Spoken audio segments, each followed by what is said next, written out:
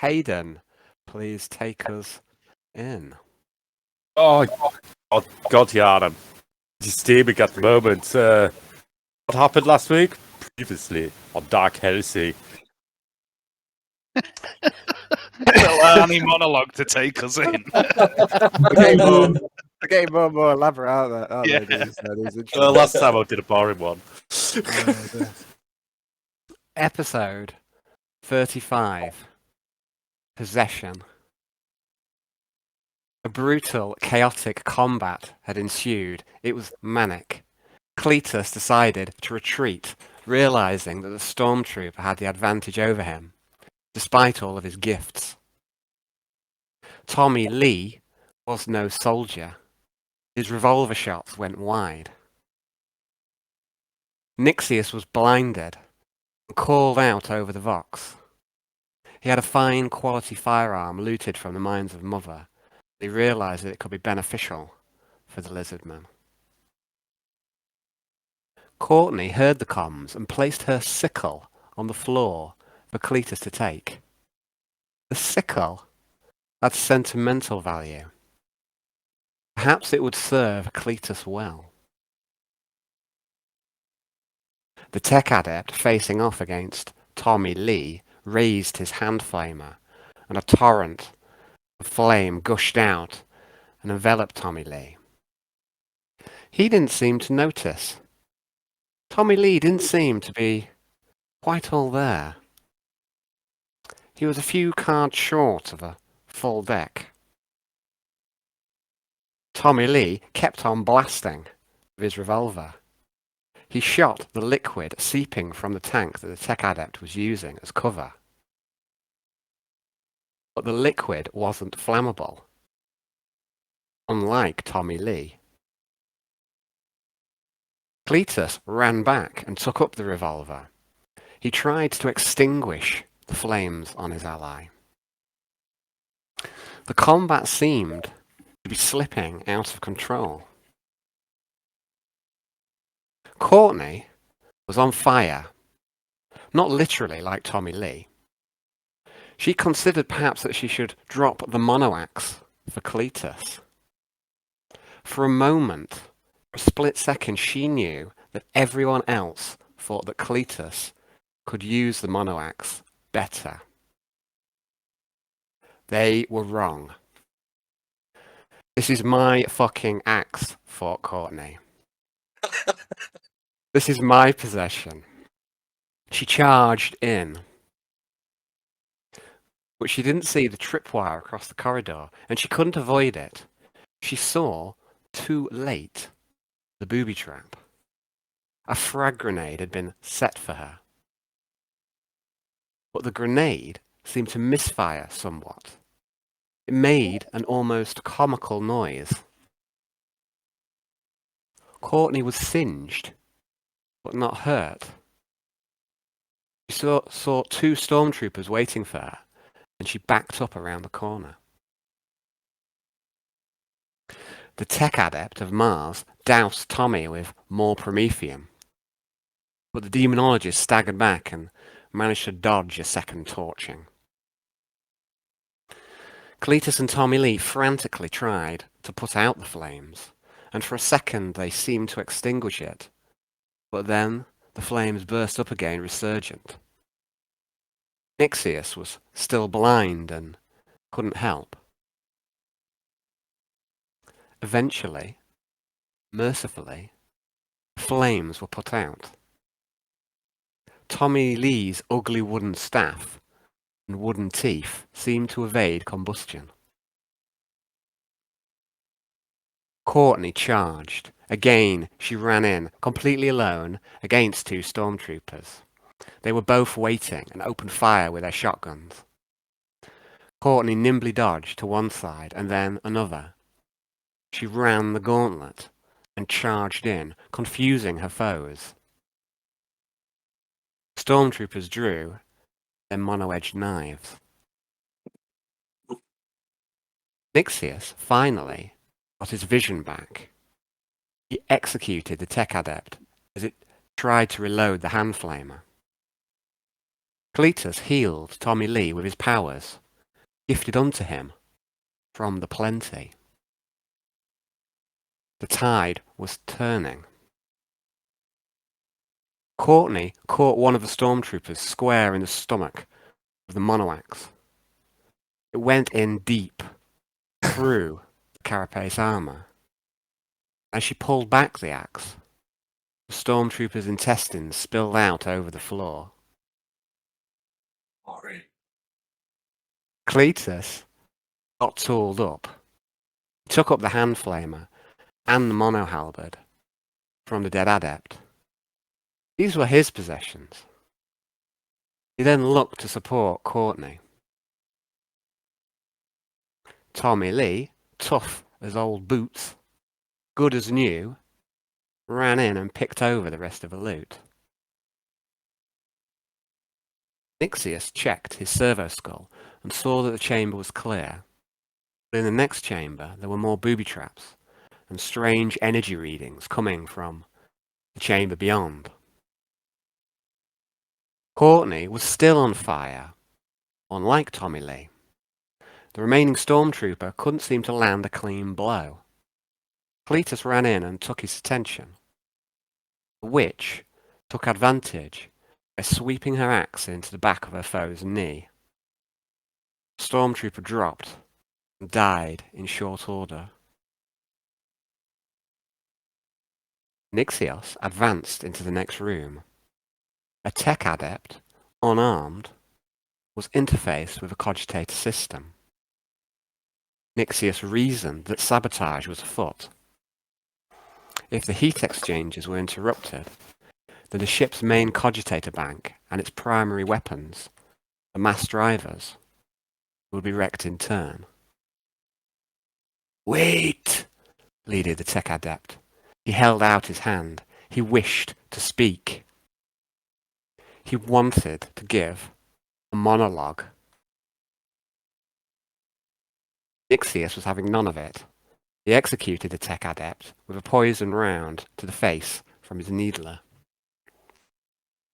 The tech adept fell, convulsing, in violent pain. His connection with the cogitator via a data port in its face snapped as it fell. The energy readings in the room returned to normal. The fuel cell was recovered. Four had done it. They took what loot they could and returned. That was 9 days after the orbital assault. 9 days prior to this, Cell 53 returned victorious. To their room they bantered, glad to be with one another again. Safe. They feasted, drank, and parted, and toasted one another. Quintius and Alexa snuck off to the toilets. 1 minute they were discussing weapon specifications. The next, they were discussing something else entirely. Yarn kept relatively sober. He spoke with Arnold about the culture, the history of Fenris, the people, the gods. And Arnold was happy to speak of his home, proud to be from Fenris. Yarn and Arnold spoke for a long time. Alexa and Quintius also communicated for a long time, after a fashion. Alexa was in control. Alexa had made a possession of Quintius. He didn't seem to mind too much. Put this in my data port. Alexa analysed her lover. She determined him to be clean, free of any biological contamination from the swamp world. Yarn pressed the issue. He interrogated his half-drunk companion. Who gave you the axe? Have you heard the words, blood from the blood god on Fenris? Who is the god Morkai? The more that Yarn thought about it, the more he realised that he had been right from the beginning. The axe was evil. A demon axe. He really should trust his instincts. His prescience was becoming more pronounced. Yarn had to make Arnold give up the axe willingly, else he would become one of the lost and the damned. Yarn intended to take matters into his own hands. He demanded to see Eric Icebreaker now. Arnold agreed. He decided, due to Yarn's swaying words, to leave the axe behind. He left his possession hung up upon the wall. He didn't need to pick it up. Yarn's words had swayed him somewhat. It was just an axe. Together, Yarn and Arnold headed off to see the gifter of the demon axe. Okay, and that is where we shall begin today's game. So at the end of the last game, you decided to split the party. So Yarn and Arnold were going to go off to see Eric. Arnold, I think you said that you were leaving behind all your gear and such. You weren't taking any weapons. I'm just in a pair of trousers. My belt casual undone. Yep. Yeah. I might have I think it said that's topless as well. So That's fine. comfy. I've got my boots. My boots are like They're real. loosely on in comfy mode. Uh-huh. I'm most I've got. Yeah, the most I've got would be is a combat knife next to me. If I have one. Okay. So yeah. I mean, I think you probably got one. Let's have a look. But I'm on it. I'm having a look. Okay. So yeah, I mean, if you got a belt knife, I'm not a man what carries a knife. okay, you could always take the axe instead. Let's take the axe. No, I'm only kidding. I'm just gonna go unarmed. Okay, You you're going don't to need- take. Okay. You sure you don't need the axe? I mean, it might come in handy if, just say, look what I did with this. Now, why did you give me a chaos axe? Like a demon. I don't trust myself if I pick it up. Okay. And what about you, Jan? What are you wearing? What are you wearing? I mean, like I say, people are kind of been feasting, so I don't know. Do you want? I mean, I don't really know where you're at. Like, I'm presuming you've taken off your armor when you're in your room just to enjoy your meal. But do you want to put your armor on? Do you want to take any weapons, or are you going to do the same as Arnold and turn up in your casual, casual clothes, stuff like that? How are you approaching this? How do you want to do this? You're going to wear your mesh, okay? Yeah. No, I'm fucking going combat ready. Fuck this nigga, man. No, that's fine. That's kind of what I was expecting. I just wanted to get that confirmed before we go ahead. So you're going fully tooled up. Arnie's kind of. I won't tell you where I am, but like I'm thinking, off to go see Floki. Pipe mood.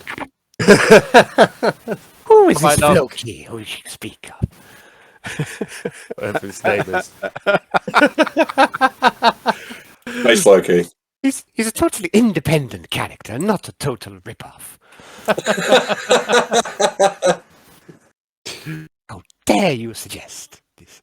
Okay, so so Alexa and Quintius, you're going to stay back at the room. Is that right? Yeah. Yeah. Okay. Yeah, they went off without us, didn't they? While we were inspecting the toilets. Yeah. Well, no, I mean you had come out of the toilets by then, and I think you saw them kind of preparing, but I don't think they invited you. I think Jan just wanted to take Arnold. So that's what we're doing then, yeah.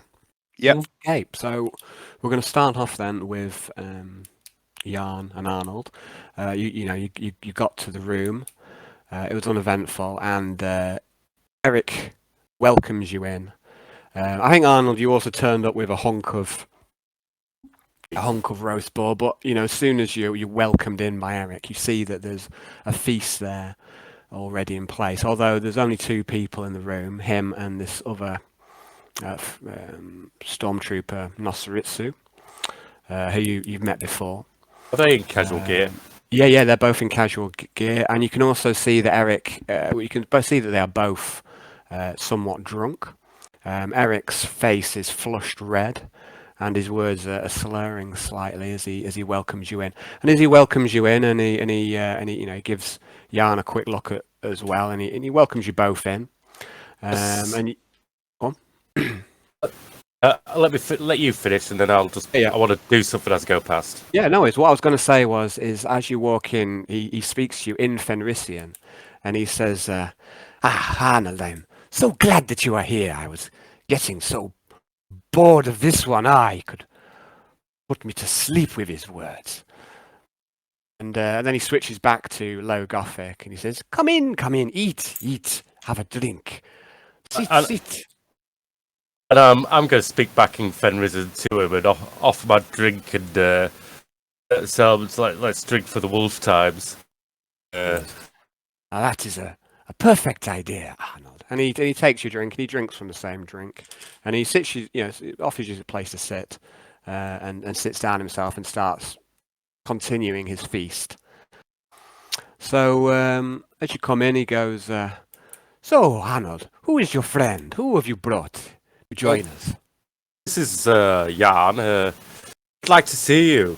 Think about this axe. Making me go a bit psycho. What he keeps saying. No, Arnold, you are a psycho. You're not a psycho. But even if you were, it is not an axe. An axe cannot do that to you. You're being foolish. Sit. Eat. And he starts to pull off a leg of a boar and starts to nag on it.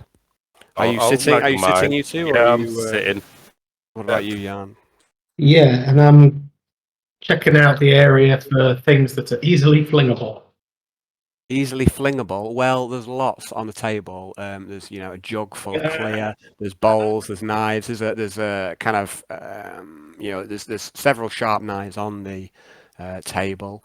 One has been used to cut through a hot loaf of bread. There's also a knife by the boar itself, but he is just Eric's just taking chunks off with his hands. He's not actually using the knife, it would seem. There are flagons. Empty flagons, full flagons, chairs, crates, lockers. There's probably quite a lot around here. There's a servitor as well, carrying some green jelly. There's probably plenty that you could throw around if you wanted to. And you also see that Eric doesn't appear to be armed. He's in his casual gear. He's not armoured. And you see that he's also looks partly drunk. His face is red and flushed. So are you sitting? Are you eating? I'm sitting. Okay, but are you eating at all? No, I'm just going to hold my staff like Gandalf while I sit. Bilbo Baggins. Okay, very good. So so Eric had asked, who's this guy, and you've introduced him as Jan. He goes, and then he said, and you immediately went in about the axe. He goes, and Eric just brushes aside really that comment. He just doesn't really kind of pay it any heed. And he says, so tell me then about the assault, the orbital assault. I was not allowed to go. I had to stay and guard. Such is the life of an inquisitorial guard. We do not get to go on the missions unless the Inquisitor is also there. Tell me about it. Tell me about the glory. And his eyes light. His eyes light up as he. They're like dogs. They're like dogs. They're like dogs, eh? There's plenty of dogs to kill. Oh, wrong voice. You like dogs. There's plenty of dogs to kill there. Went a bit pikey there for a moment, Arnold. Aye, I did. That is right. Excuse me, I'm a little bit drunk here. But yes, there's plenty of dogs. There's a big fat bastard with a chainsaw we stuck my called Phobos into. There's quite a few kills actually. I've got some heads and trophies to show you. Oh, good. Did you take many skulls? I did. I took plenty. Good. Did you I even took a grenade to the face. Ha! But you are still alive to tell the tale. You are. Yeah. You've got a thick skull, Arnold.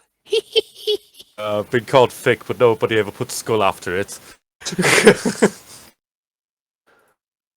So, and then you found the painting. Oh yeah, the painting aside, let's talk about the glory again. Honestly, Good. there were people there, men shooting from us on far. We thought at one point we were going to get surrounded, and all my friend here was on the floor. And then our friend Quintius come up, pretended to be the ghost of a family member. Yeah, I know, but he fooled them enough to stop shooting at us, which then aided our quest to slaughter everything else we found. Quite epic. Ruse worthy of the trickster himself. Yeah. And you were better tale, but to let me think on it further. I'll write it down into poem for you, Eric. Good. It is. I wish I could have been there. Obviously, after writing Fenrisian, I don't know how to write anything else. I'm going to say, are skulls and bloodshed revered in your culture? Fenris is a harsh world with harsh people. But we are strong, and yes, the clans and tribes wage war upon each other, as we have from time immortal.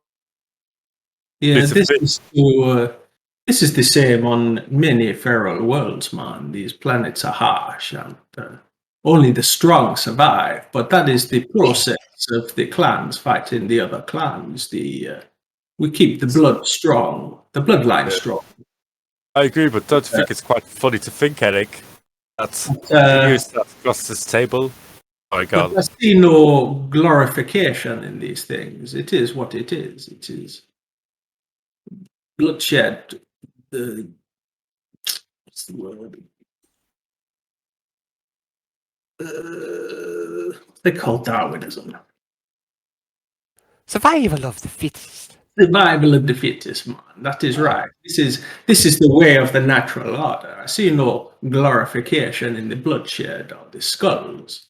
It is simply martial prowess, man. This is something else to glorify the bloodshed. On the planet, there was not much glory to be found. It was a far superior foe destroying a lesser people's primitive army, man.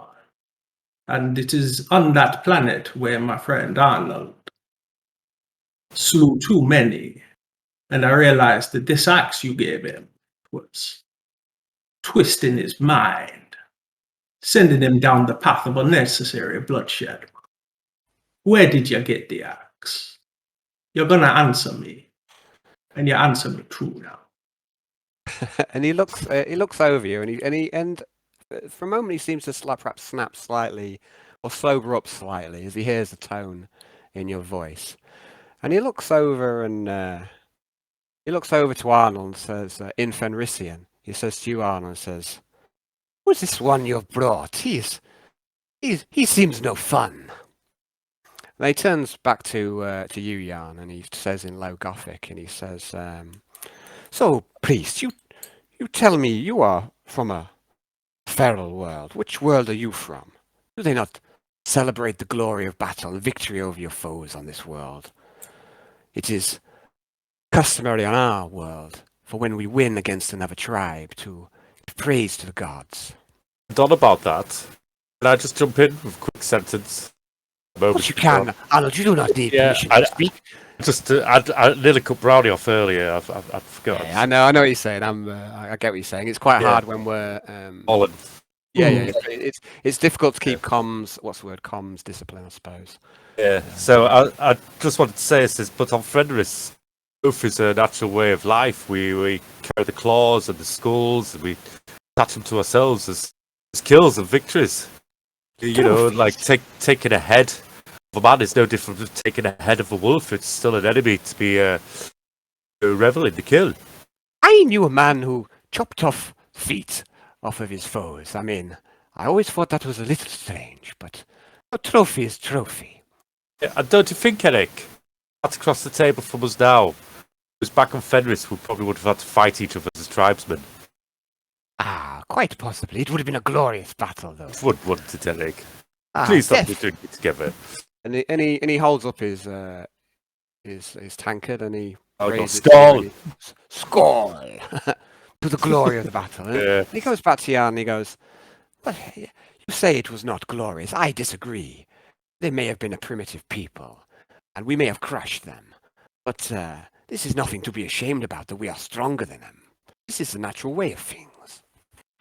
Of course not. This was extermination. These people were tainted by the stuff of chaos itself and had everything coming to them. There cannot be such a people allowed to exist when the Imperium come knocking at your door.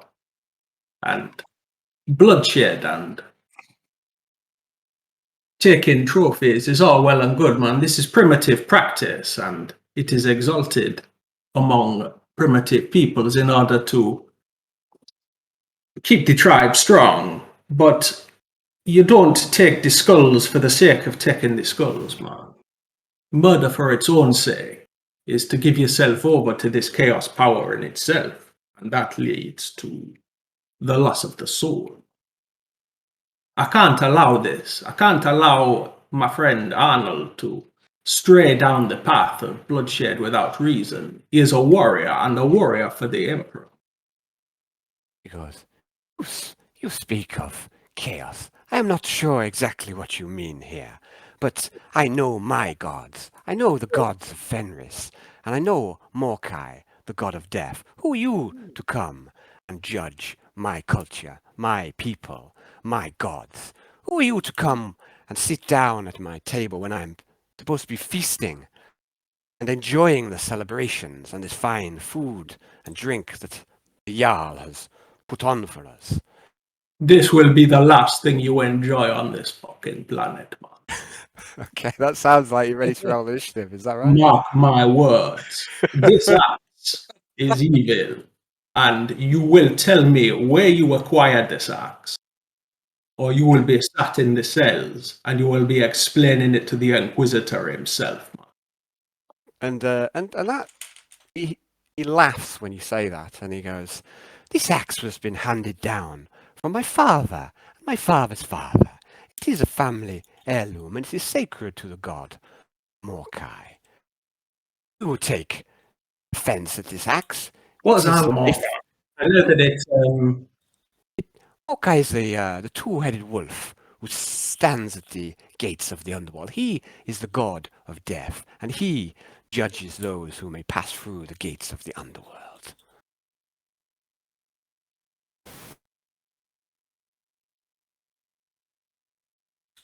Well, that's what I've always heard as well. You wish to speak to the Inquisitor? Go ahead and speak to him.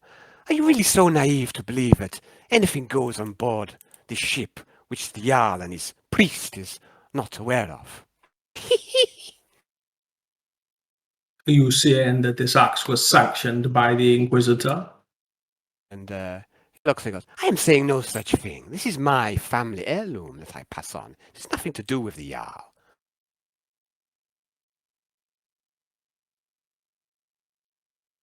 "I am a member of the Inquisitorial Guard. I have saved the Inquisitor's life. You think he shall turn against me? If he does, I am not afraid of death. I have lived a long and glorious life, fought many battles. I am not afraid to meet my gods now. If you wish to fight me, then do so. We shall take out your blade and we shall fight. You make accusations against me. I demand trial by combat."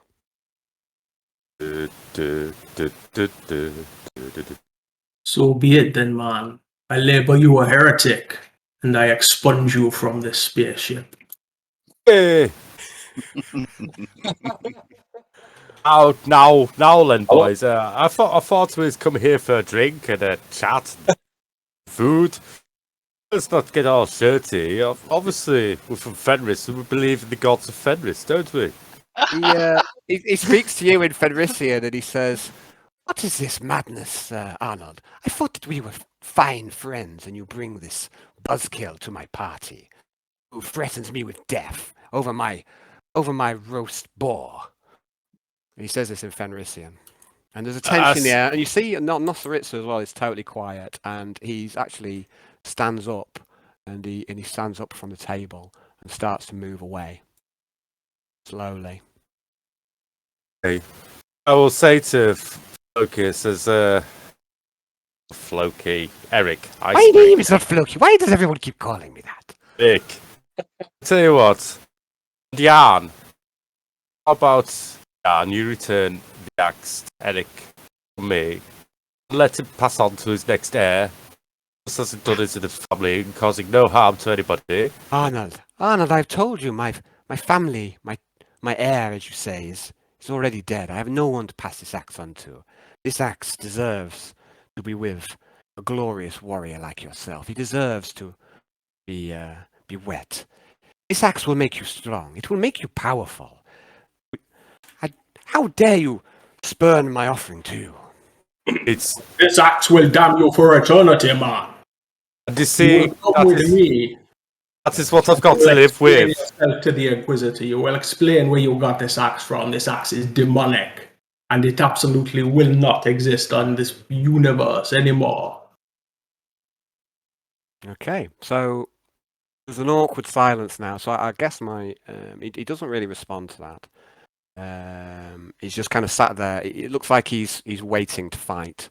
He expects there to be bloodshed, and it looks like he's kind of preparing himself and psyching himself up. His face has changed. He's no longer the happy, smiling Floki. He looks like you've seen this before. As people get ready to fight and potentially die, there's a change in their features, and perhaps even the very smell of the room. There's a certain tension. It's palpable in the air. So, Jan, can't help but feel bad. Ill done to our host here. No, pass me the axe. The axe makes me want to things up a bit. you're losing a bit there. I'm losing a bit there. You weren't getting. Yeah, full, you're cutting out. I know the axe was. I know the axe makes me want to kill with it, but it was a present from one friend to another. And in the end of the day, Jan, he was being nice. Don't think he was trying to corrupt me in my soul. You don't need any corrupting, Arnold. You think Arnold this- has a talent for bloodshed, man, but that can be honed, and that is the Emperor's gift. Emperor, your chair god, a god who sits in a chair for all eternity, not like the All-Father.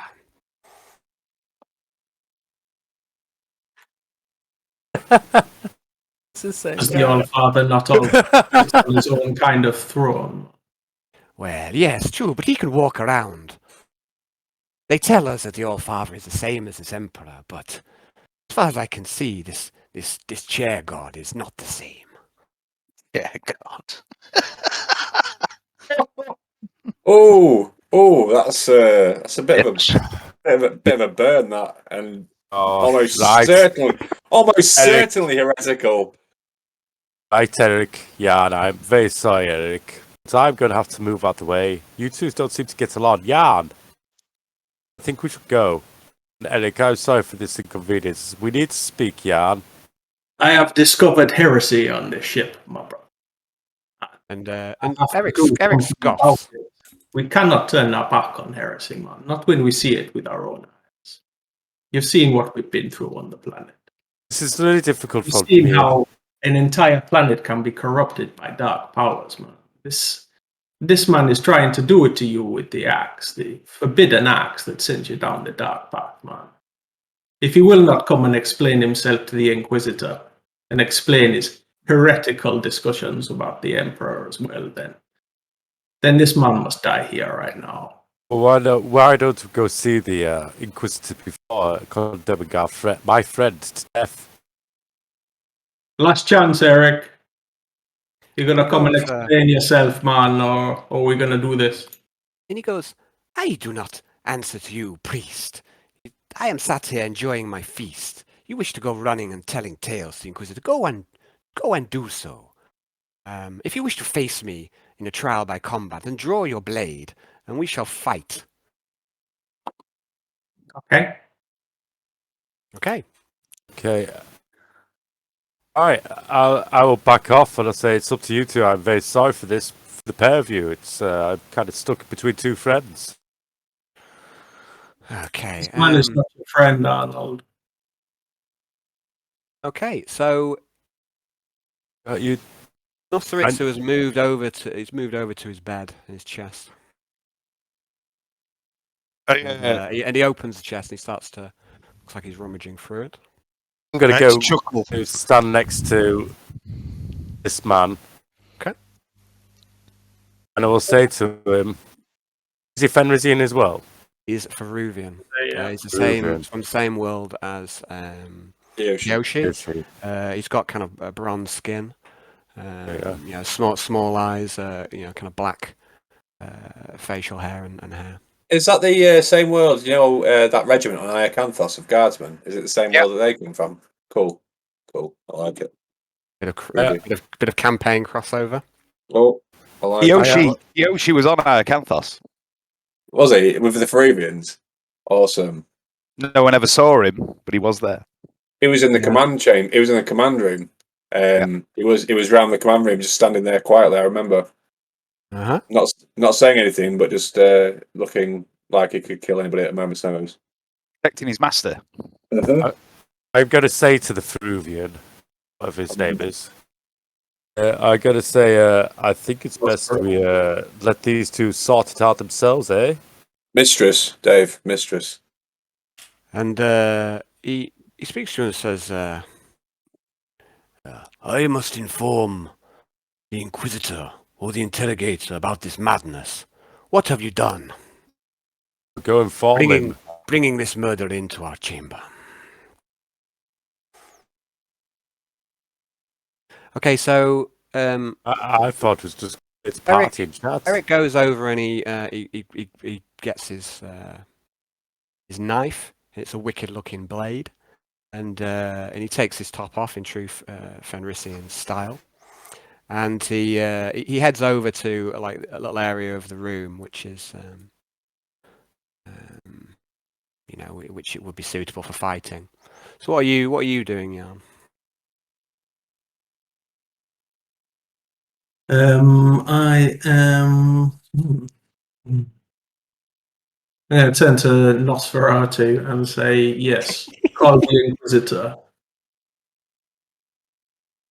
This man is a heretic, and if he will not come willingly, then I will take him by corpse if necessary. Okay. So you see, like Nosferatu, he gets his combead. You're stood right by him, Arnie. So you see what he does. He gets his combead out of his chest, puts it in his ear, and he starts to. He says, "Code black, we have incident in the room," and he fires off his room designation, which I don't have to hand, so we'll call it room number 1. And then he. And that's what he does. So Eric's kind of waiting, top off, knife in his hand, and he's kind of waiting for you to kind of join him in this makeshift arena that he's set up in his room. Are you standing? Are you going to fight him, or are you? Okay, so let's roll for initiative.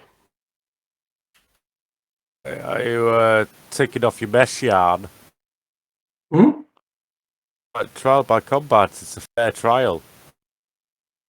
Unless you want to wait until the Inquisitor gets here.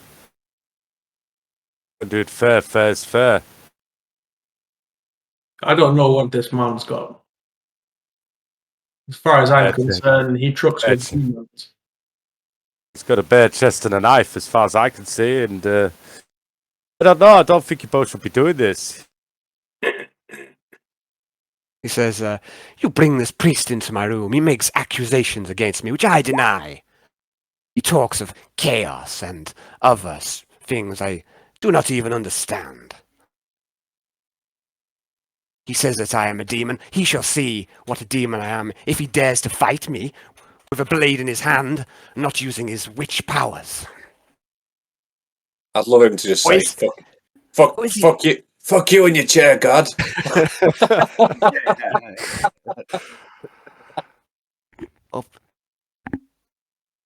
Okay, so... Oh, I'm sorry, I'm not supposed to use my superior powers now. Are you some primitive who I can't use my fucking powers on? Oh dear. I think he realised... Fucking crush him! Let us see who is superior now. And let us see what glory the combat brings, shall we? Let me show you what we saw on the fucking planet side, man. And I'm gonna fling a boot at his fucking head. Okay, roll initiative.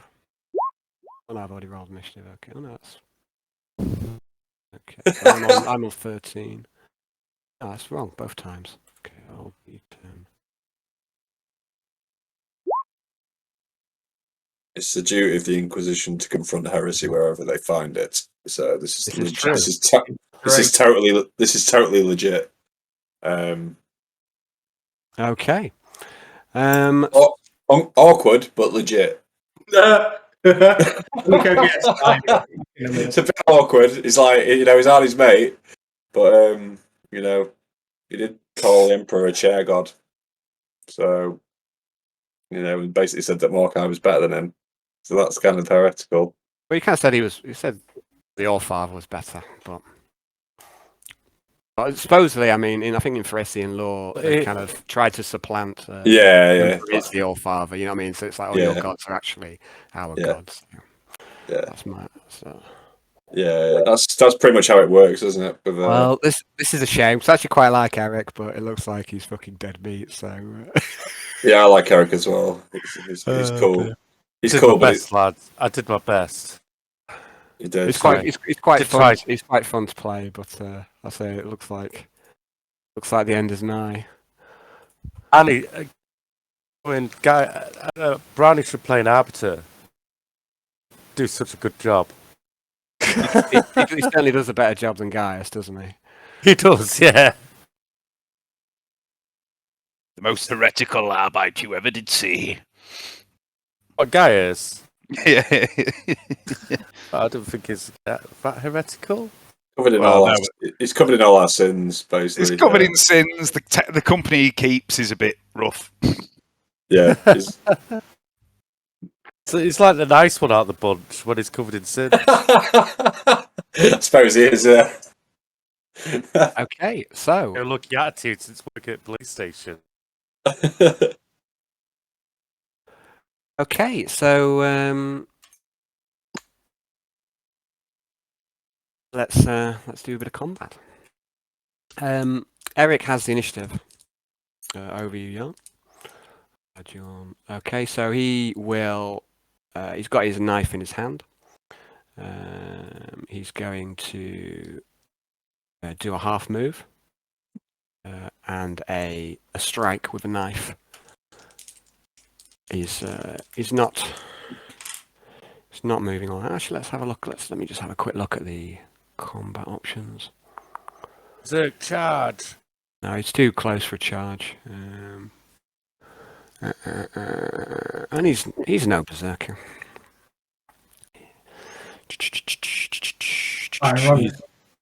He's approaching quite a clear man, and he seems to have sobered up quite rapidly as well, or at least that's the way it looks. Right, where are we?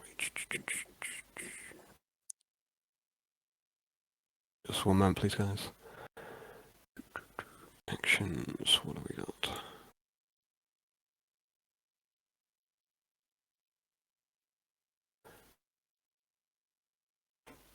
Okay, moves forward and he does a feint at your face. We're making a opposed weapon skill test here, and if he wins, you can't dodge or parry his next attack. Okay. Okay, so it's you two. Oh. Okay, so his feint catches you completely off guard, and you can't dodge or parry his next attack. What are you doing? Yeah,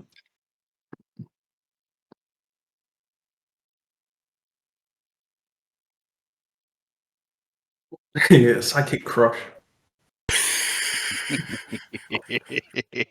Okay, I'd like you to manifest your power, please. Little floky ball. Oh, fucking pull it, I don't think. Oh, well, fucking prick. He was really mean about the Emperor, so chair god. I'm not going to forget that in a hurry. That cuts deep. What do I do? You roll. You pick the number of d10s you've got up to. Is it side power 4 you're up to? Yeah, so you pick a number of d10s, and you roll that many d10s. You add your willpower bonus. Thank you. I think are you at something like +7 or something daft like that? So it's and then you have to get above your threshold. So I'm looking for a double. I think it's 2d10.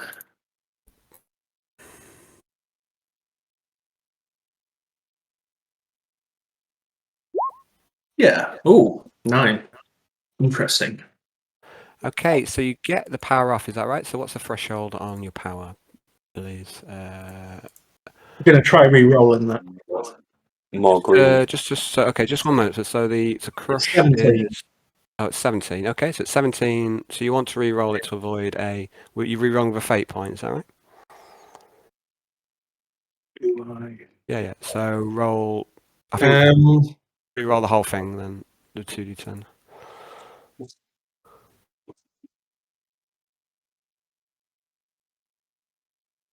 I'm just debating on re-rolling the next.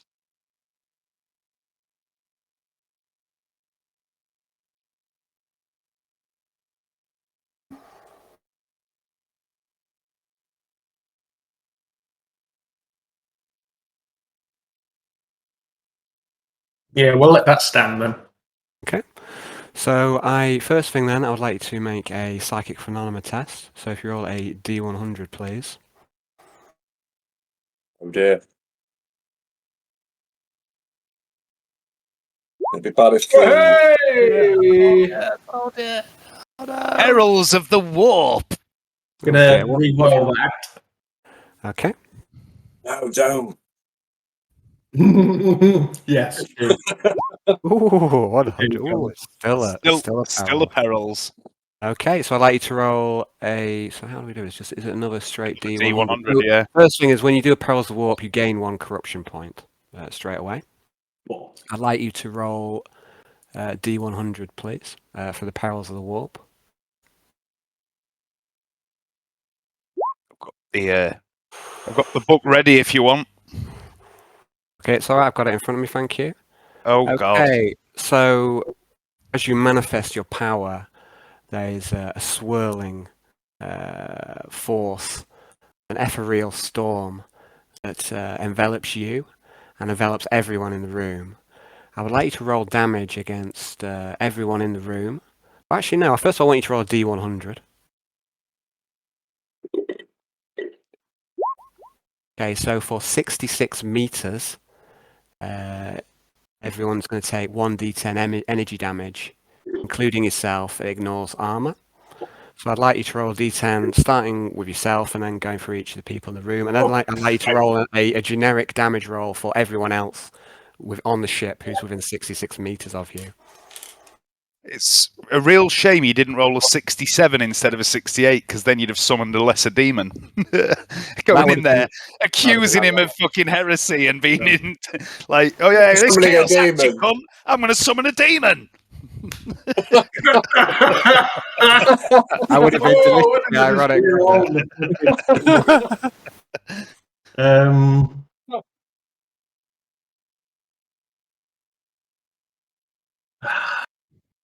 Okay. I could re-roll it again, but would it just be worse? Yeah, I mean, perhaps it may be the devil, but the devil you know. What was that 66 for? The 66 was for the number of meters which you inflict energy damage on. Half the ship. Can I re-roll the 68? So hold on. So you re-rolled the 100. You got an 87. You Yeah. can. Have you got multiple fate points? I think so. You could. Are you sure you want to do that? No, but I have to try, don't I? 'Cause that's Do awful. you?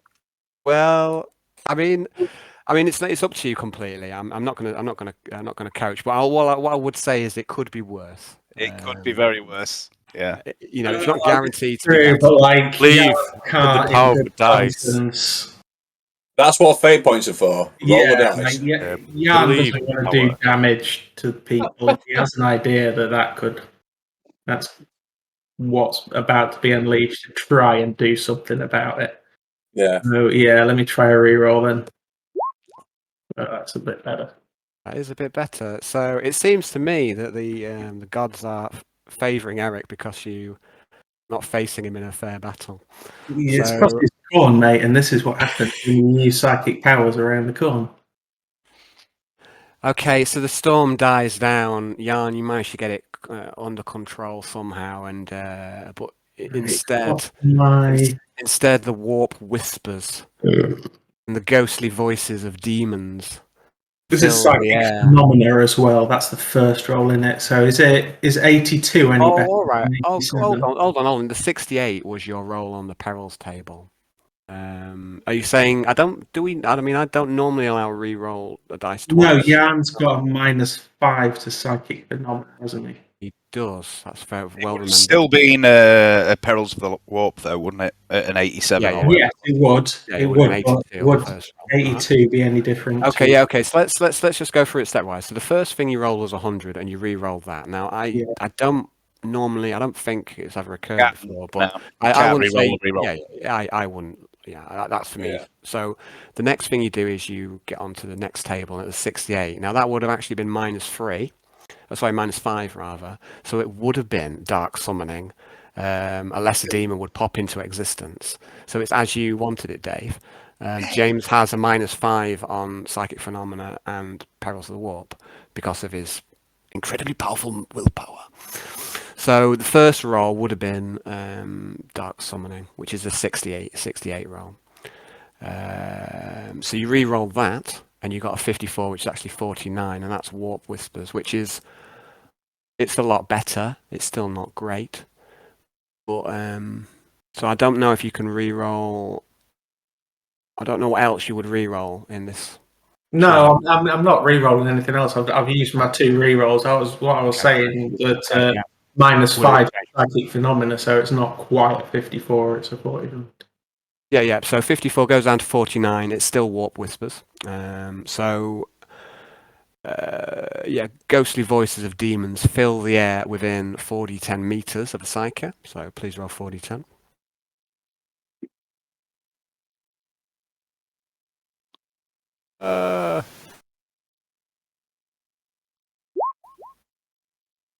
Hang on, that's not right.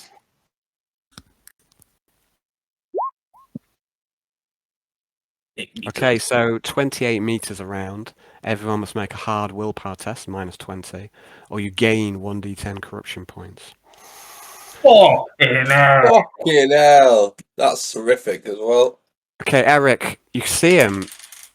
And his eyes darken somewhat. It's Eric not gains called 2 corruption. It's not called a minor inconvenience of the warp, is it? This is the amount of Good time point. you spam Right. powers during like the up until now, really, and you've kind of got away with perils for the most part. It's been quite impressive, and you were really spamming those psychic powers. Like I won't dare take that much risk with Lad usually. You were churning for him. You seem to get away with it, but this is your first perils, isn't it? And then Johnny got perils on his first roll, and dreadful perils. So what have we got Yes, here? first perils. I think first proper perils. Welcome to the Perils Club. Great. Okay, so could you make a willpower test, please, at -20? Eric gains 2 corruption. Nosaritsu gains 5 corruption. Cool. Arnold. And Brownie. So, D10 corruption for you, please, sir. Oh, gee. This was awful. There's no. That takes me to 13. Okay. So we'll just we'll come to that in a sec. Arnold, I've rolled mine. I failed by 3 degrees. would you roll a d10, please? Oh, okay. Oh, you. Oh, this is so ironic, so deliciously ironic that James is corrupting Arnold. 6. Okay, so okay, that means that you are now got over 10. That means it's your time for a malignancy roll for James. So that's Okay. a willpower test, please. As you go over 10. I'm on 19 now. Okay, so when you gain one more, I think. Any bonus to malignancy? I don't know. Let me have a look. I'll have to have a look through all of your. You've been stacking corruption on my profile, man. 19. Hello. Getting there. I'll be. Oh, I'm mutating soon. Yes. Be mutating. Mutating. I want a mutation.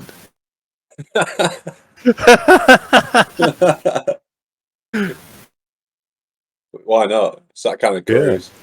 Yeah. So, Get some gills that can have some underwater sex with Alexa.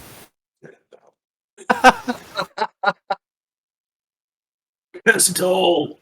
I'm afraid not, James. Unfortunately, you're just testing on a 70 willpower, but it's not enough. So, would you roll, please, a D100? You can roll it to me in secret if you prefer. and it does or need to be tested for corruption as well. So, watch this space. How do I?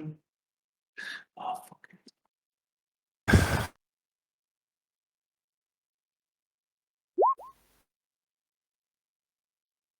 Oh no.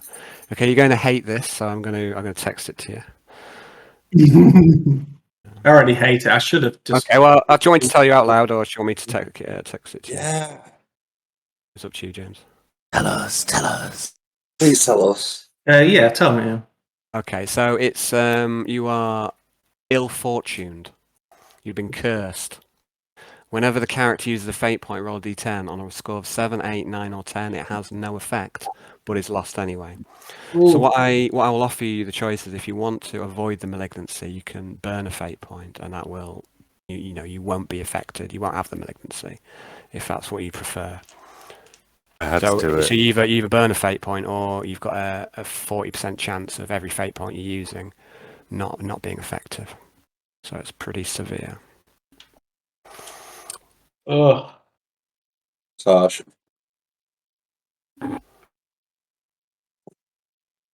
Yeah, go on, I'll burn on them. Okay. Perhaps the gods are cursing you for your behaviour, but you're made of stern stuff, and you refuse to accept the malignancy. I will spend the currency of my fate. Okay, so you burn a fate point. You avoid the malignancy. Hayden, when you get another point, you'd have to roll on this table. I know. Ben. So You've got a whole game to get it, Hayden. So Yarn, your power goes off, and it goes off with a burst of ethereal energy, whispers, demonic whispers, and you see Eric. He looks, he doesn't look afraid of you, even though he knows that he's facing his death in all likelihood, and he looks perhaps even jubilant at the prospect of a warrior's death. Okay, so Crush then, what does this do? How much damage does Crush do? Oh, is it an opposed test, I think. Willpower versus toughness. Okay.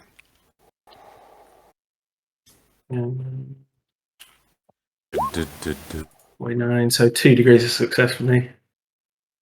Okay, he fails by 4 degrees. So you've got an extra plus 12. 6, Oh, yeah. Yeah, an extra plus 12 damage. So it's D10 plus your willpower bonus plus 12. Oh, minus is it minus his toughness or not? Probably, because just the raw damage will be Yeah. Okay. So it's D10 plus 19, is it? Yeah.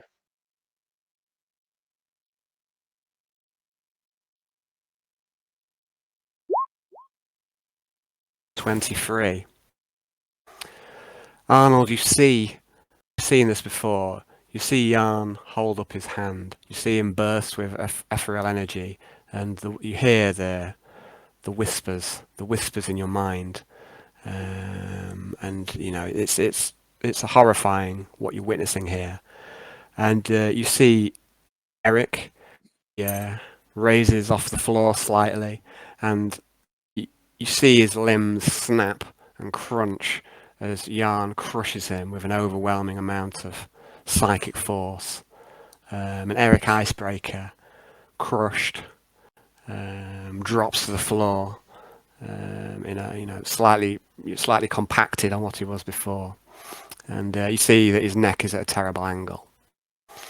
And Eric Icebreaker has been slain. Yay! What the theft? What the theft, Jan? Arnold, that was certainly Well, not, honestly, that was not how a trial by combat should work, in your opinion. But Yeah. No witnesses. No witnesses, Jan. No witnesses. We talked about Heresy, and it was there. The whispers of demons. Who caused that heresy? Oh, in all honesty, Arnold, man, that could have gone much, much better. I'm deeply pissed with you at the moment, Jan. I'm back to my room. Are you heading off? Yeah.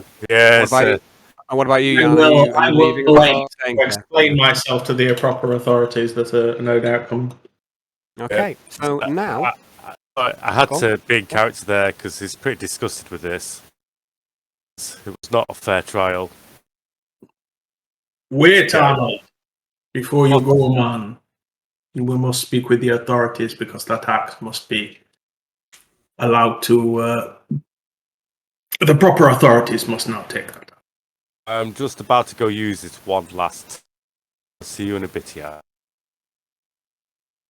Okay. While this is all happening, we're back in Cell 53's room. There are 4 people in the room. There is Alexa, Quintius, there is a servitor, and there is Kara the cat monkey.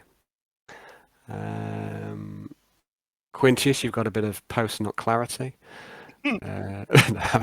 So you've you're still in party mode. Still in party mode. Really. You've been eating, drinking.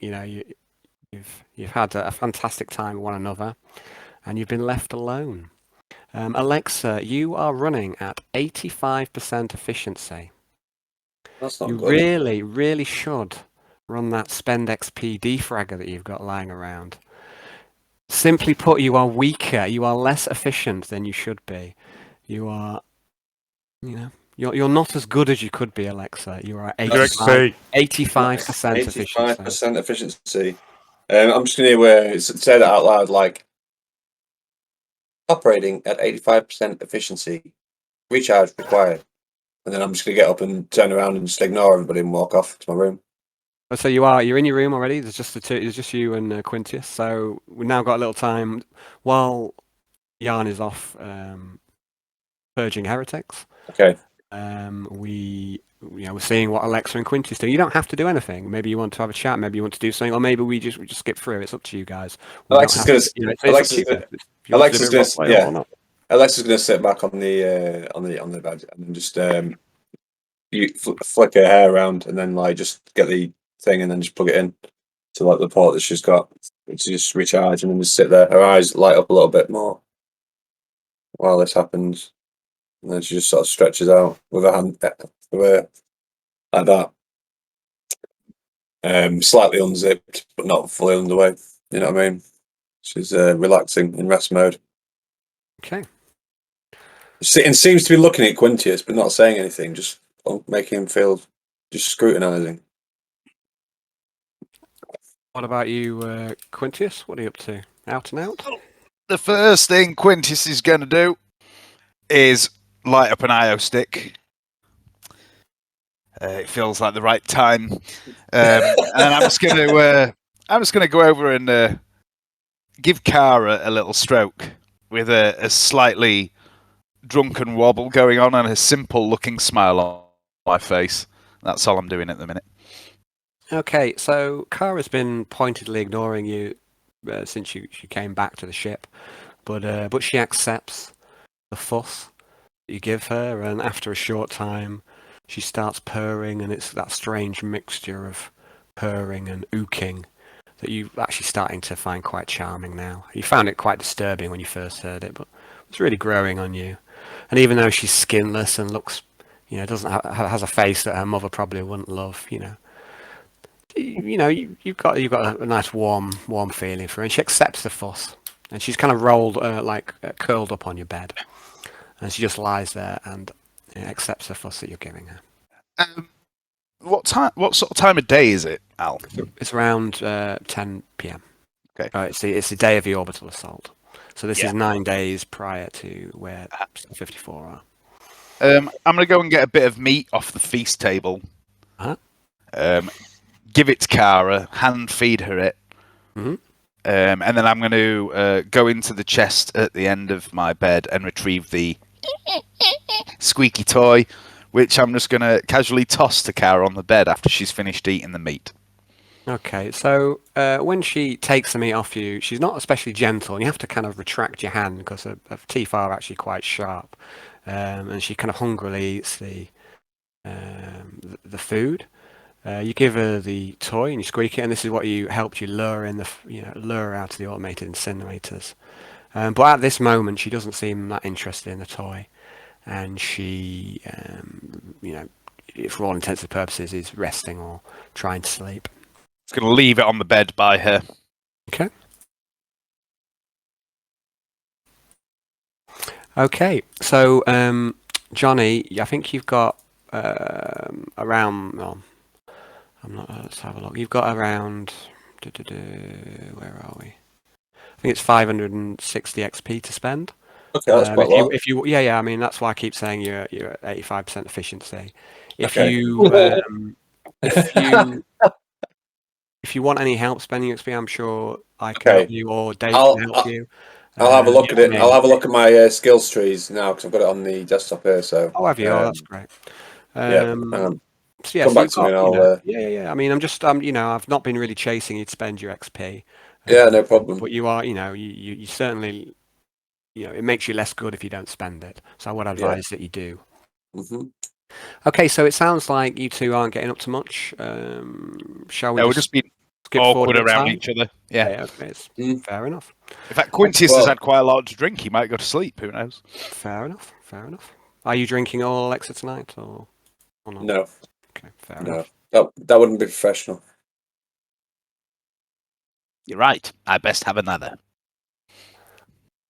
Okay, so Arnold, did you say you were leaving and you were heading back to use the axe one last time? Is that what you said? And that Jan's asked you to stay? What are you doing?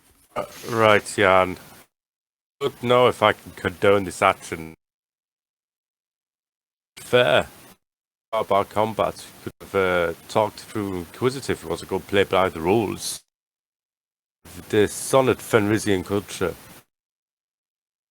You're still my friend, but I'm deeply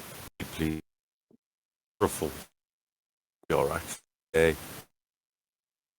I will get the Axolotl the Axamorkai, and I'm going to bring it back here and place it on Eric's dead corpse as a sign of respect for him. Put his head off. Yeah, take his skull. Be a fitting end. No, I'm deeply disturbed by the turn of fate. I didn't mean for this to happen. Things got out of control, and I lost control of my powers in the. I'm deeply shaken by what. Sorry, wrong accent. It's listen to you. I'm deeply shaken by what I've seen here today. It's rocked me. You too, my friend. I was overcome with rage and anger at this man's heretical words. Don't you think it's quite hypocritical? What? Well, I had seen no sign of demons from him. But when you spoke your words, demons happened. Spoke to me. Yeah, spoke to us all, man. I've told you I'm deeply disturbed by the. What did I just say? By the turn of fate that has occurred here, man. And now I will wait here and await the proper authorities. I will explain myself. Arnold gets a drink from the table. I will lament the loss of control of my powers and the loss of control of my and the loss of personal control. Arnie comes over after going to the table and getting a bit of meat and a couple of ales. He's holding 2 ales, surprisingly, in his hand. One of them's for you, Jan. He passes the ale and says, "Drink with me."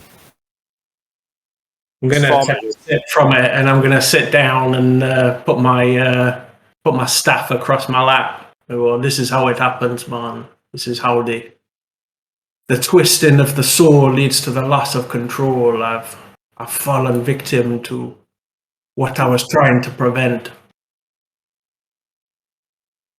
This place is cursed, man. This region of space. Nobody can escape the taint. I think it is only fitting now that we have a toast for Loki. Not Loki, for Heresy Icebreaker. I have a toast for you. You're going to toast him when he dies. You should at least get his name right. Yeah. Nosaritsu comes over as well, and when he sees what you're proposing, when he hears what you're proposing, and he picks up a drink as well. Now I'll make a little monologue here. We got sorry for everything that's happened in this room. I can't help feeling somewhat responsible for bringing my friend here today. But all we can say is that Eric stood by what he believed in, believed he was doing no wrong. I'm going to take said axe, place it upon Eric's body, let it be sent off with it, him and his family void. And then so shall we end this saga, which has got way out of hand. The other hand, let's celebrate our victory tonight and celebrate the life of Eric Icebreaker. Skull! And All Arnold, man. Sure. Nosaritsu speaks, and he raises the drink, and he says, "Eric and we did not get along so very well. I actually think that he hated me, but he was still my companion. And we have fought," no, I'm going a bit floky now, "and we fought side by side before. He was a brave warrior." James Mason now. Sorry, carry on. I do it all the time. I can't Continue. keep the accent, and it just. I'm only messing. I'm just doing a dig. Well, yeah, it's Sorry, it Ollie. can't be Carry on. helped. Don't worry about it, man. It's okay. You lose control. It's Please leave them, man. and my Japanese accent sounds so racist as well. It's just like, yeah. So he was my companion and my roommate. I wish him well in the next world. Too. Let's hope And he goes, Cerberus "Skull." accepts him after Skull! Cerberus accepts him after Cerberus. Hawkeye accepts him at the gates. He shall pass into a better life. So he believed. Okay, so you see that the others are toasting the death of the heretic and wishing him well on his journey. Are you saying anything, Yarm? Are you saying anything to the departed?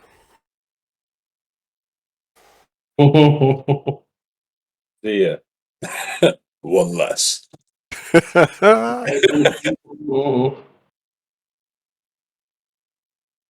Right. I will, in accordance with his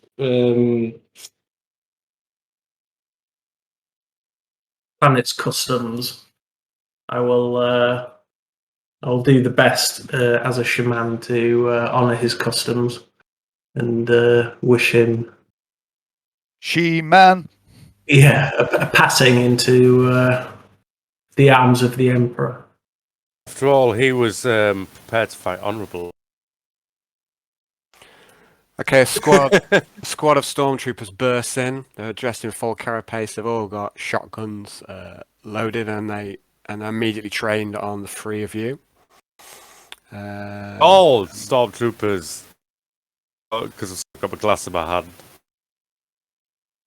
And and one of the lead stormtrooper he shouts, "Weapons down, everyone! Weapons down!" I say you are a weapon, James. So Yeah, I will I'm say gonna this go- is all my doing, man. I will come I'm quietly and explain myself. okay, so I'm going to ask for some kind of containment team regarding the axe, which I will label a heretical weapon. okay, so we're gonna skip through a bit here. So you're escorted off to a kind of room, Yarn, where you are, you're kept under guard. It's not quite a cell, but you're kept under guard, and you're asked to give your side of the story. And I think I can understand what you're going to say and the points you're going to make. Yeah. I think you've made quite clear as to what your position is. Yeah. Arnold and Nosseritz are also taken off to separate rooms, and you guys are asked to give your side of the story. So that is where that'll be, the kind of end of your evening. Will be this kind of debriefing. So Yeah. Alexa and Quintius back in the other room. Oh, I totally fucking deserved it all as well because I didn't use luck. And I should just have re-rolled the first fucking power. This is hubris, Alan. Hubris. Captain Hindsight yourself. Yeah, I mean it's easily done. I mean, Brownie, it's so easy to do perils. It's part of the inside. True, mate. Part of the True, inside but like I it wasn't avoided time. Part of the fun. What's the word? The system, and I pay now. I pay for the hubris.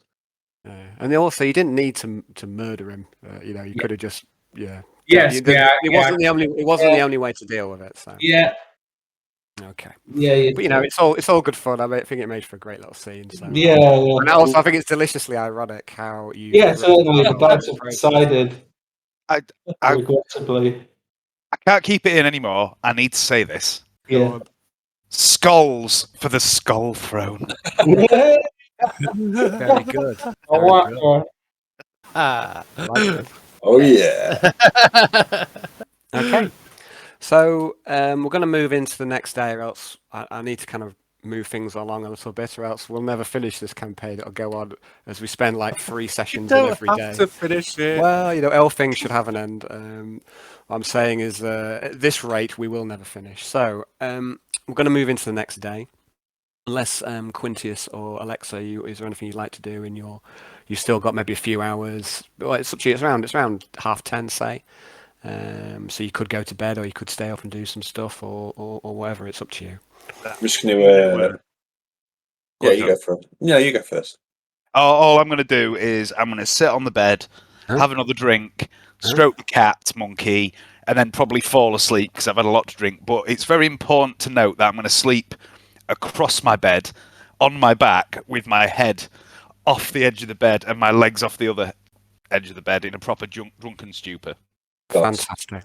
So, and as you start to drift off, you feel the cat monkey change position and sits against your side, and shares a bit of body heat with you, I suppose. Keeps itself warm. I'm going to cup it in with an arm. Okay, so Cara and Quintius going to sleep. Alexa, is there anything else you want to do tonight? Yeah, I'm just going to just clean up my filing system, basically, and just Okay. Is that after our encounter in the toilets? yeah. I've never heard it called a filing system before. Oh yeah. Did Quintius fragment your drive? He wishes. Maybe next time. It was like when when you were You know when you plug a USB port in and you always get it wrong the first 2 times. Bit like that. Like that. Oh, dear. Okay, so Download the tutorial first. Yeah. I'm just going to watch a video on this on YouTube first. yeah, a little paperclip comes up and it says, "It looks like you're having trouble there. Do you need any help?" Yes. Alexa, do you mind if I download on you? I'm going to straighten that paperclip out and use it as a split. Okay, are we done? Have we got more to buy? Frin. Are we good? Right, okay, so we're going to move on Frin. to day 1 after the orbital assault. So we're going to move on to the next day, but before we do that, I'm going to have a little break, get a drink, so have a slash. So I'll suggest you do the same if you want, and then we'll come back to it next. Good. Day 1. Day 1. Hardly got through the evening, lads. Yeah, only just like. Only just. I thought Brownie was going to kill the whole room. Yeah, Right, me wait. too. I can't believe I didn't fucking re-roll that power. I just thought, I literally thought I can contain the powers that's about to come afterwards. It'll be alright. I'll use my re-rolls there. Oh, dear. Oh well, lesson learned. Yeah, you've corrupted me a lot more since then. That was the worst corruption I've had in. It's like 6 sessions worth of corruption. Me, Brownie. That ill-omened where you don't use your fate point on a 7, 8, 9, or 10. That's what Tommy Lee's got.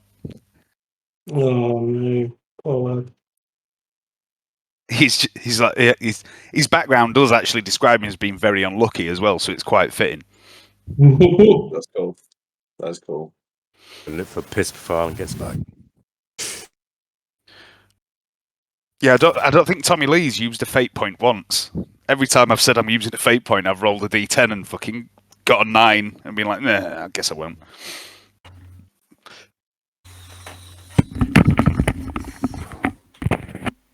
I just need to know what level Alexa's at. Okay, let's have a look. Have you got the PDF of the? Yeah, I'm looking at it. I'm looking at it at the moment. Yeah. So I think if I have a look, you are currently a tech priest. So all of this experience you can spend up to the first 5 ranks. So you're rank 5. It's on how much XP you've spent, Johnny. So the minute that you go over the Yes, as soon as you go over 3,000, amount, and you hit the next rank and all the rest of it, and the next hours become available. Yeah. So you've got your like stat increases on the next page, and then up to tech priest. There's also some things which are not on here. Yeah. I've written. I did you a little Word document. There's some stuff on there. Yeah. An example would be what's it called? Armor, for example, is not on here for some reason. Yeah.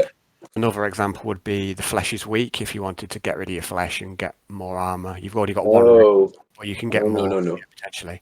That's fine. I'm just saying there are other options that are in some of the other books.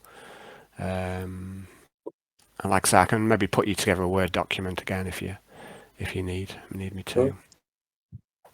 Okay.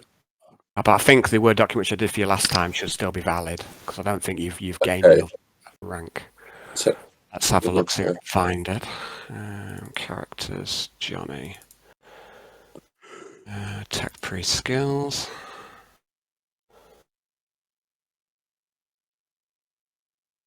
I've only got oh yeah. I've got Mechright, Technographer, Mechright, and Electro Priest Advanced Scheme.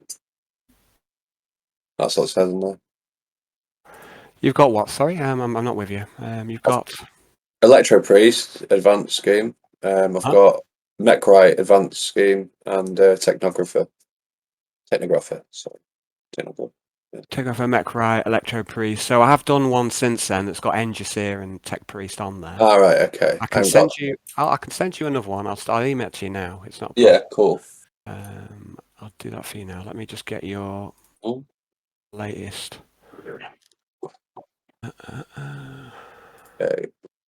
So you don't have to spend your XP today. You just take your time over it, and I'm going to, but I'm just, while I'm doing that, I'm just going to.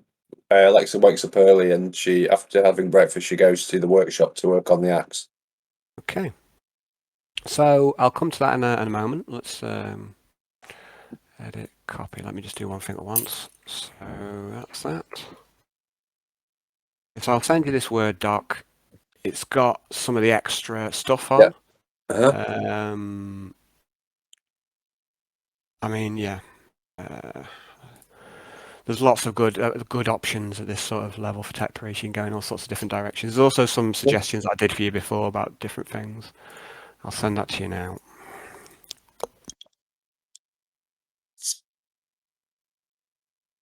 And then I'm going to go and maybe turn my fan on. So it's Jonathan Carter at Hotmail?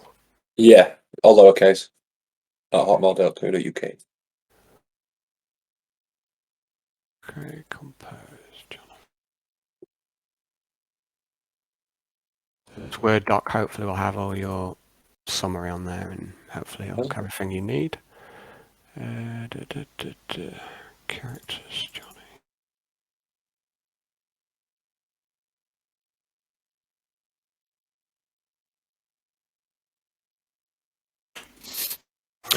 Right. Where do we go from here?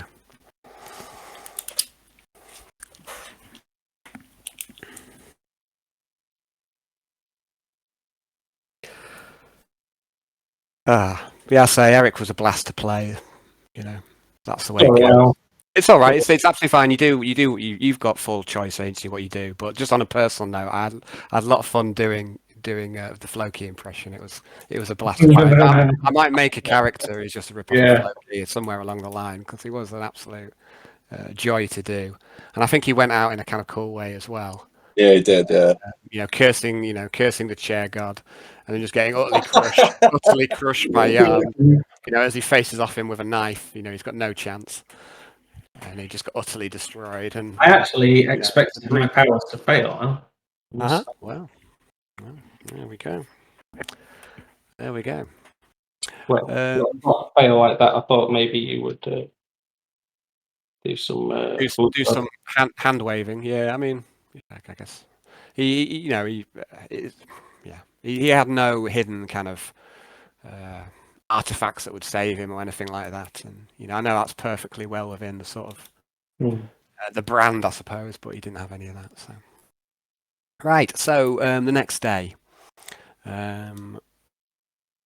Alexa, you don't need as much sleep as everyone else.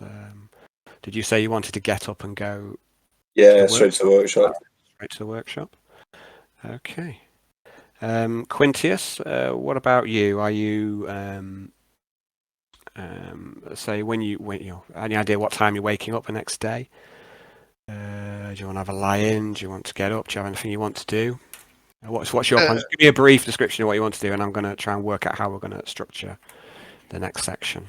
Yeah, so I'm going to I'll probably have a bit of a lie-in, but it was about 10 o'clock, I think you said, when I fell over on the bed. So I won't be massively late, probably when breakfast arrives. I've got lots of random little things I was going to do that don't necessarily need role-playing.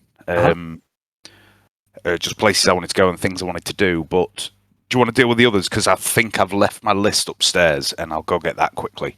Right, you are, mate? So I made a few notes. I'll be back. So it looks to me like we're going to get a nice four-way split, which is fantastic. So also, if anyone wants to do something as a group, then Quintius will be happy to join in with that. Cool. So Alexa wants to do a bit of crafting. So Jan and Arnold, in the morning, you basically you have an uncomfortable night's sleep in this holding cell. I think I sleep like a log. I'm drunk. Okay, that's fine. Fair enough, you do. But you still don't mind a bed. I mean, you still don't mind a bed, do you? But anyway, that's up to you. It's your character. If you think sleep on chairs daily, man. I always sleep on chairs, don't I? So. Okay, I retract that. Arnold, you have a great night's sleep. Jan, Yeah, like I say, you're in this holding cell. There's not many comforts in there. And in the morning, a stormtrooper will come and see you, Jan. And he says, he tells you that he's made a full report to the Inquisitor. And the Inquisitor would like to see the whole of Cell 53 at 3 p.m. No, sorry, at 1 p.m. today. For a debrief and to explain the next section in the campaign. You're free to go, and there'll be an accompaniment coming with you to take this heretical item. Arnold, you're coming. You're woken up and you've been told that you're free to go, and that the Inquisitor again he wants to speak to the whole of the group at 1 p.m. All right, no worries, man. Do you mind if I just stay here for another half hour and get some more winks so I don't move? He says, yes, you're free to go, but I've been told about a heretical item in your room. Oh, you lot can keep your hands off that. And Arnie gets up and goes. Okay. So Fast. Arnie is off fast. okay, so I was going to say that Jan, Arnold, and 3 stormtroopers are heading back to Cell 53's room. Are you saying that you want to kind of rush ahead? I am, yes. Okay, you're not stopped. I'll say you're not under arrest. So Arnold kind of picks up the pace and heads off a bit earlier. When you get back to the room, Alexa isn't there, and Quintius, this is what wakes you up. Okay. There's plenty of leftovers by the way of this feast, and so it's Arnold who'll wake you up when he gets back to the room. So Arnold, you get back to the room. I'll put you onto the map. What are you doing? I'm gonna go grab the axe off the wall, bury it so hard into the floor that it'll take 3 servitors to pull it out. Okay, you grab hold of the axe, and the axe it feels good. Feels good in your hands, and do wonder for a moment why you didn't take it with you last night. Why did you leave it on the wall? It's a great weapon, this axe. You take it and you slam it into the floor. Try and bury it in the metal floor. Is that right? Yep. I'd like you to make a strength test, please, to see how well you do this.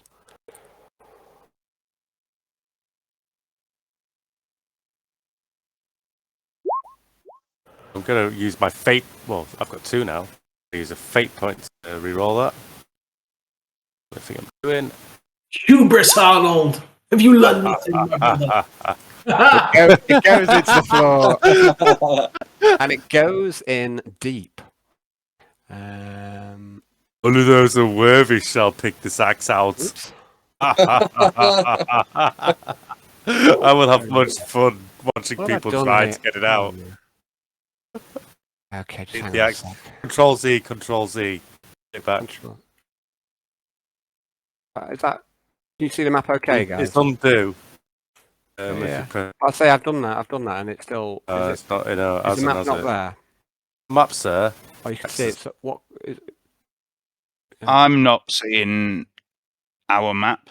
I'm Oh, seeing a room with just a servitor in. Yeah, I think I accidentally put the map onto the gem layer, and now I it's. see I'm not sure. Quintius and Alexa still. Oh, there we go. I can't see me, but Okay, yeah. Sorry, guys. I'm just having fat fingers. So you plough the axe into the floor. Shortly after, I mean, this wakes you up, Quintius. Yeah, it wasn't me, Mumsy. Someone else stole the chutney. Oh, Arnold, good morning. oh, morning. Just this axe off. Property value. It's a interesting floornament. Oh no, Quintius, watch this. Watch this. Come and watch this. It's going to be like, I don't know, taking a really tiny fawn out hands. It'd be great. Okay. Possible to get out. Now sit and watch how many people fail. We have bets. See who'll do it. Well, I would love to participate in a wager. Okay. But I have absolutely nothing to wager. This is terribly nice. It's what? Sorry, you broke up there. Terribly nice set of shoes you have there. Sets of what? I can't hear you at all. You keep breaking Shoes. up. Oh, shoes. Oh, they're fantastic, aren't they? The most exquisite shoes I ever did see. Oh, goodness. I have another idea for us. Okay. Yeah. We need to pair up one night. You can come out with me as my friend. Lose this wager. Right? But you have to do what I want to do on that night. But if I lose, I have to do what you want to do on that night, and it could be quite funny. Now this is the sort of wager I can get behind, Arnold. What a fantastic idea. I don't have many, but this is one. I like this one. I had a cheeky thought this moment when they wanted to take the axe off me, and I kind of don't want to part ways, but I feel someone must be worthy to pull it out the ground if I'm going to part ways with it, so buried it in as hard as I possibly could. Why would anyone want to take your beloved axe from you? They say it's got some sort of demonic test, they say, so I'm just going to watch to see how possessed people get over trying to pull it out. It's good to great. Just to clarify. Where are you putting it? Where are you putting it? Sorry, Arnold. Whereabouts on the map? I'm just going to bury it into the wall here. Okay. Bury it into the wall. Get it around or flip it. Flip image. Yeah, that'll do. Whatever angle you want. Turn it a bit. Okay, yeah, like that. Yeah, like that. Yeah. Just to clarify, Arnold, you've been told that this axe of yours may be demonic, and you thought the best course of action was to get it wedged in the wall of the room that we sleep in. Yeah. Yes, I didn't really want to part ways with it, so I thought it's one way of keeping it around and not getting rid of it at the same time. a glorious plan, Arnold, with absolutely no drawbacks whatsoever. I'm have betting. you seen Yarn? I'm going to say I'm betting a normal man will not be able to pull this axe out of the wall. Well, I've smashed it in with 6 degrees of success of my massive strength. Let's test test your theory. Let's test your theory, Arnold, because I am a perfectly normal man. I'm gonna try and pick Kara up. Okay. You try and pick her up, and she's half asleep, so you kind of pick her up, but she starts making this noise that doesn't sound like she likes being picked up at all. It's like a low growling. I best leave her be. I'm going to leave her there, and I'm going to go over to the axe, and I'm going to try and pull the axe out. I would like you to make a strength test, please. Okay. Minuses. Let's wedge into the wall. No, I'd like you to make a straight strength test, please. Uh-huh.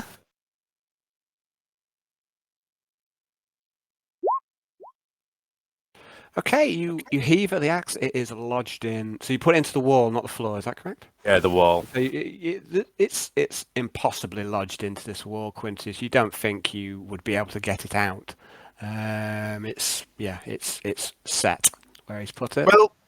Well, Arnold, I think you're right. A perfectly normal man could not remove that axe from a wall. Let's just hope there's nobody abnormal on board. Yarn and the stormtroopers arrive. I'll put you onto the map. Is this while I'm still holding the axe? Sure.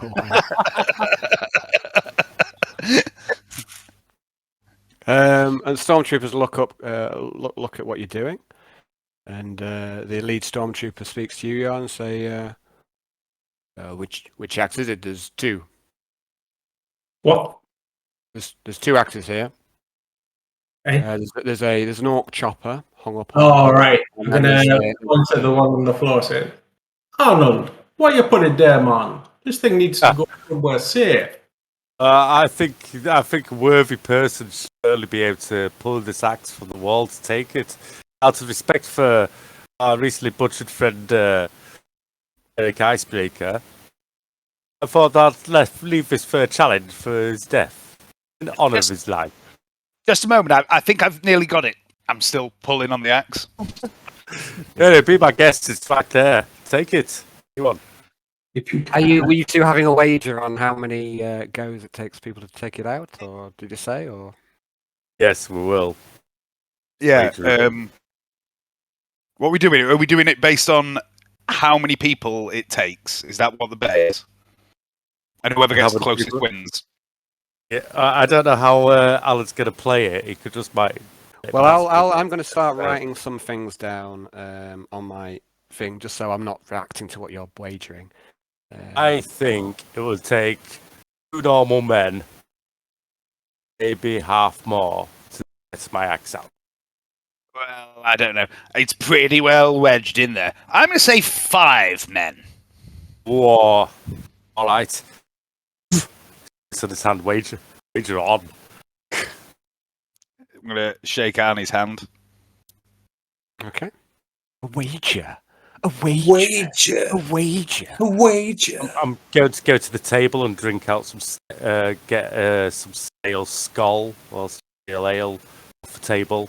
Yeah, so you were asking about breakfast, Quintius. There's loads of leftovers. You had a right feast on, so there's not going to be any breakfast brought. You've just got, plenty of food still here. I'm So going the guard cooking comes it. up and says, and tries to grab this axe, and you see they brought a large, box, which you think is, lined with some sort of metal. And they brought that in behind them to actually put it in. And the guard tries to drag this axe out of the wall. And it's not going anywhere. And he turns around, he says, and he gestures to his friends, and his friends see if they can assist him. It's 1, Arnold. Oh, So there's now 3 of them tugging at this axe. 3. But the axe is lodged Adam purely doesn't worry about his pet, but it's just happy to see these people pulling aimlessly on in the the wall. axe. And you do feel a sense of achievement. Pick that out, Quintius. So you see the guard. He comes in. He comes in for support. Okay, so Jan, Quintius, and Arnold, you're stood around. I'm going to tuck into the breakfast food and make a bit of stale grog from last night. Shall I do a Good. It's good. toughness test? It's up to you. If you're drinking enough where you might get drunk, you can do a cruise test. I need to drink loads. It'll make a toughness test at +30. Yep. Yeah, it's There's a good. good portion of ale in the morning. Yeah. I mean, you feel better for it. Clears up your head somewhat. Washes away the sound of the demon whispers. And turns to Quintus like, what the fuck am I doing? Can't make this hard work. Don't think I was thinking clearly at the time. Some green jelly. I'm just eating random bits of bread and meat and things like that. Alright. Yeah, Okay. green jelly here. In about 10, 15 minutes. So what about you, Yanni? What are you up to? Are you eating? Yes, this axe has to be given up voluntarily, man. Oh, I have done it. It's voluntary there at the wall. If anybody's taking.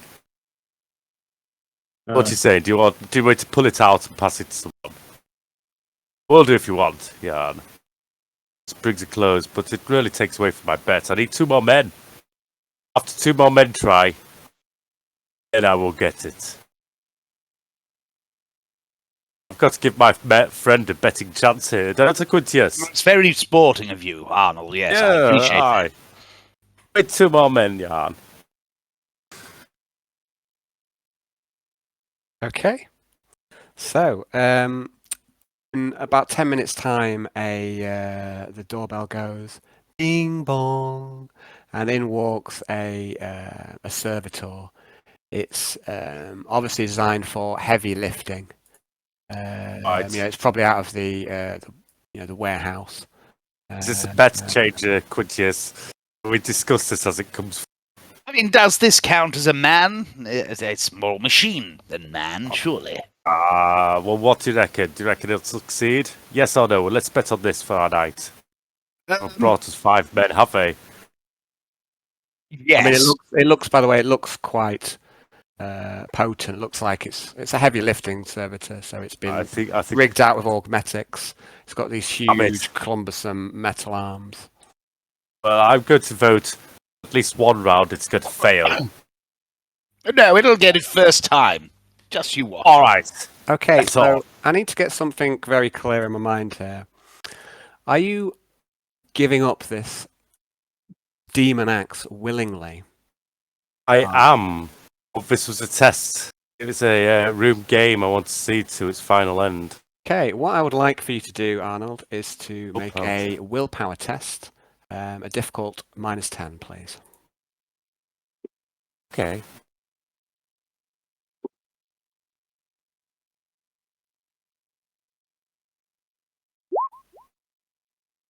Oh, can I use another fate point on that since we've got another?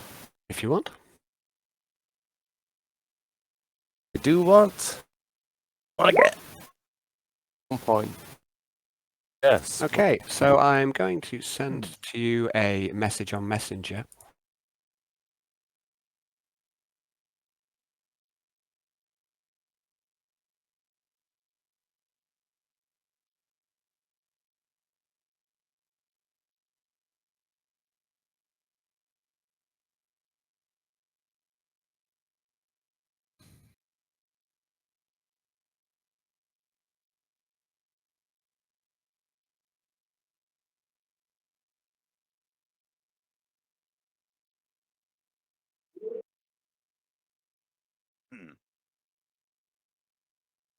Have you sent it? I'm just typing it now, buddy. I'm going as fast as I can. And I'm also debating sorry. what I'm saying, so just give me a moment, please. I'm going as fast as I can.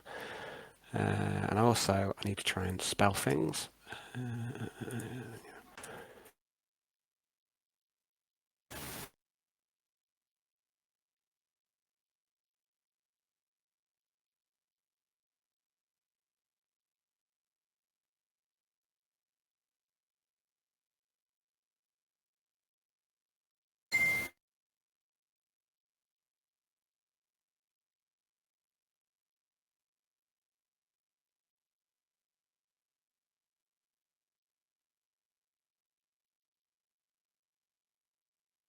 Okay, so I've sent you a message.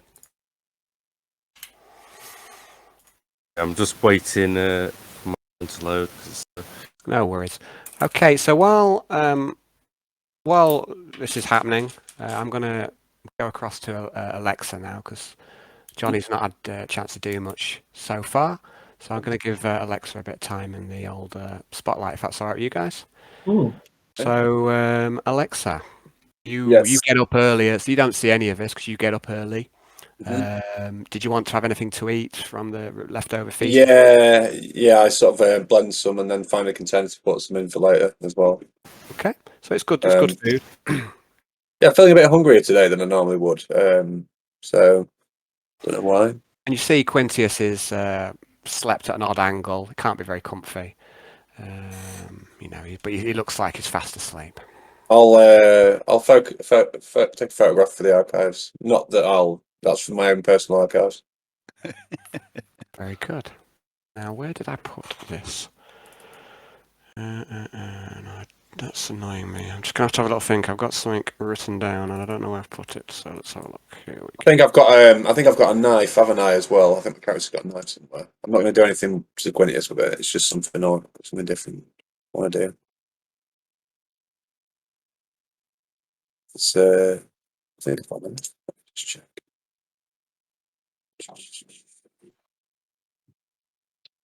Okay, I'm just going to need a short break while I try and find something. I've got so many Word documents all over the place, and I've written something and I can't remember where I put it. Uh-huh. So if you just give me a few moments. No worries. While I try and remember where I put this. Have a knife. I don't have a knife. Got a combi tool. Okay. I'm gonna scratch one notch into my bedpost. Very good. The first, but not the last. Mm-hmm. Okay. Side quest. I've got a knife. I'll use a knife and do that. Do it with the knife. Okay. After archiving that, and then I'll take I'll take a picture of the notch for to associate with that image. Okay. Oh, this is annoying. Clinical precision engineering.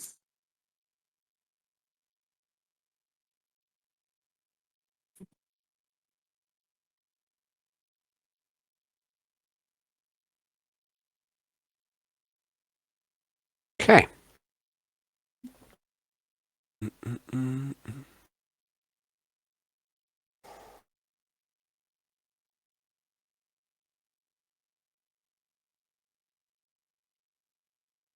Alexa, Yes. you head towards the technical workshop, and as you approach it, you think that there are an above average number of servo skulls that seem to be on your route, and they hover around and they watch you as you make the approach. I'll blurt some sort of positive binary at them, like something to the effect of "Good morning." Okay. You exchange a data spurt with the servo skulls. Outside the massive bay door of the technical workshop is one stormtrooper. It's a member of the Inquisitorial Guard. Mm-hmm. And you see that your cogitators recognise that he has a rank of sergeant, and the stormtrooper's guarding the door. Mm. And he recognises you as you approach, and he lets you pass. I will give him I'll just incline my head and give him a quick nod. Okay. And then go in. You enter the technical workshop. The sounds, the smells, and the feeling of this place are unmistakable. There is a rhythm, a repetitive sound of machinery going through their processes. And there is It's like music to my ears. There is harmony here in the workshop, and you gain a sense of the kind of fevered industriousness that is going on in here, despite the early hour. Lathes, forges, fabricators, and the cogitators are all humming and singing with their own songs. And the song intertwines and dances, and you smell sweat and promethium and machine oil. Great combo. Alexa, here you are home. It is music to your ears.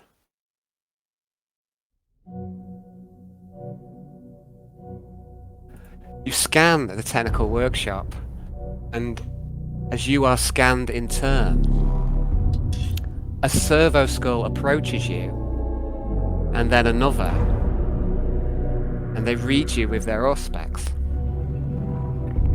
Your scans detect, firstly, the technomancer Xerxes. Just one sec. Go down a sec. So the technomancer Xerxes. So the technomancer is the highest ranking tech priest on board the ship. And he is, working at a fabricator bench. And his mechadendrites are complementing him in an efficient manner. There are also 3 tech adepts here in the workshop, including Bodo Ott. Udo. Bodo May is the one require who, him. he's the one who Gave me the ring. He gave you the ring, and he said it was his mother's, and he said that it would keep you safe. And he also asked you out for a drink when you got back from the orbital assault. He did indeed. The other 2 tech adepts that you don't recognise, nor do you recognise the 3 serfs and the 14 servitors who are in action here. Can I? I'm just going to. I want to interface with the. Is there like a main hub of the workshop to basically? I want to analyse basically what's going on and what's been constructed in the entire workshop, so I know exactly what's going on. I require data on this. Okay, not a problem. What I'll do though, before you do this, I'm just going to give you a bit of get a bit more spiel. If that's all right. I like spiel. Feels good. I'll say my piece and then we'll. But yeah, you certainly can do that. So you review your current crafting projects, going through the files in your cogitator system. So previously you'd worked upon a great chain axe for Arnold Stormsinger. You had reworked his greatsword, the Terminator, which had broken in the orc attack. You reworked it into a fresh ingot of metal. And you'd also melted down an orc chopper, but that metal was less pure. You worked upon the design of this glorious killing weapon. But Alexa, you wonder if your time, has it gone to waste? Arnold seems wedded to another axe. And that axe seems different somehow. The temperature readings that axe emits are not within tolerated specification limits. And you've seen Arnold holding the axe fondly, sometimes stroking it, like he doesn't even realise that he's doing it. So, you know, he doesn't seem to let the axe leave his side. And you've even seen him sleeping with it. You know, holding it close. Except for last night. Last night he hung it up on the wall. Well, your logic circuit. Oh, go on, sorry. Perhaps my logic circuit's reason. Perhaps they had an argument of some description, and then I dismiss this as like I'll file this away as like, and then I'll just deactivate the emotion chip and just be like, no, illogical, and then just continue with what I'm doing. I mean, it's strange that Jan and Arnold didn't come back, but maybe they found another party to go to, an after party. Maybe they carried on. You know, you're sure they'll turn up. But yeah, he left the axe behind, and he didn't return last night. When you woke up this morning, neither Jan or Arnold was there. There was also Quintius gave me some specifications, did he not, for something? He did. So I shall continue with my spiel, sir, and your logic circuits tell you that perhaps you shouldn't make Arnold an axe, especially not a great killing axe, especially not a chain axe. You know, maybe it's not the best idea. Just a thought. You've recently looted a machine gun from the family. Yes. This primitive weapon has some raw killing power, but it's desperately unreliable. And you feel that you could improve upon it greatly. You could probably make it utterly reliable. It just needs a little tender loving care, and maybe you could augment its stopping power and range. You know, you could probably do a lot with a machine gun. Got the metal ingots, haven't I? So I'm gonna go. Hold the line. Just a bit more, if you don't mind. Patience. Let me read my page of Word document, and then I'll ask you what you want to do. Okay. You think back to a few days ago. I mean, it does feel like months ago. You were asked whether you could modify fated bone armor. Asked whether you could combine it with mesh weave. to keep the unique whimsical nature of the armour. This is the armour that Yarn had crafted from crocodile hide and bones. It looks almost demonic, and there's something lucky, something fated about that armour, but it is primitive. And there was talk of perhaps supplementing it with mesh weave to try and, improve upon it. And you think that yes, you could do that. It would just need some exacting work. And last night, before you started fucking Quintius, he asked you about a modification to his sword stick cane. He wanted to combine his sword with a particularly alluring helix wooden cane that he has, fashioned from dark bayou wood. And that sword itself that you've given a mono edge to, perhaps that could be improved as well. Perhaps the minute imperfections in the blade expunged and the balance subtly improved. Perhaps you could work on Quintius's blade. You have so many jobs that you could potentially do. So little time. Or perhaps you should start a new project entirely. Perhaps you should go off on another tangent. You feel that you could craft anything that you put your mind to. There are libraries on the ship that are ripe with data. You feel that the ship itself could teach you. With sufficient time, resource, or manpower, you could craft anything. And the workshop here is rich with alloys and power and technology. So, what are you doing? Did you say you wanted to go and check in on the cogitators and get a... Yeah, I want to get a readout of what current projects are currently underway, and what's priority and what needs to be and what can be put on hold while other projects are started. Okay, so I'll just give me a moment and I'm going to find that information out for you.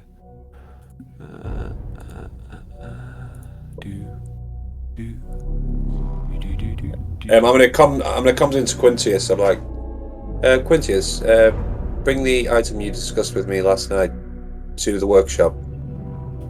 There's no response for Quintius's comms. Perhaps he's still asleep at this time. The timeline, the precious timeline. Won't anyone think of the timeline but me? I don't hear anything back, so I'll just I'm gonna switch off my link with Quintius. Okay, he may be available to communicate in an hour or so. I'll leave a message. Okay. No, I won't switch off. That's fickle. She's not fickle. Okay, so you see, so the everything is done for a reason.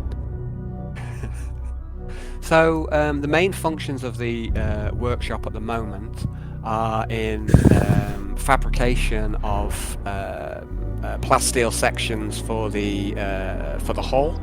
The ship's undergone a few, it's undergone damage in the Orc attack. And that's what the Technomancer is working on, and several. We've got one of the Adepts and some of the serfs working with him.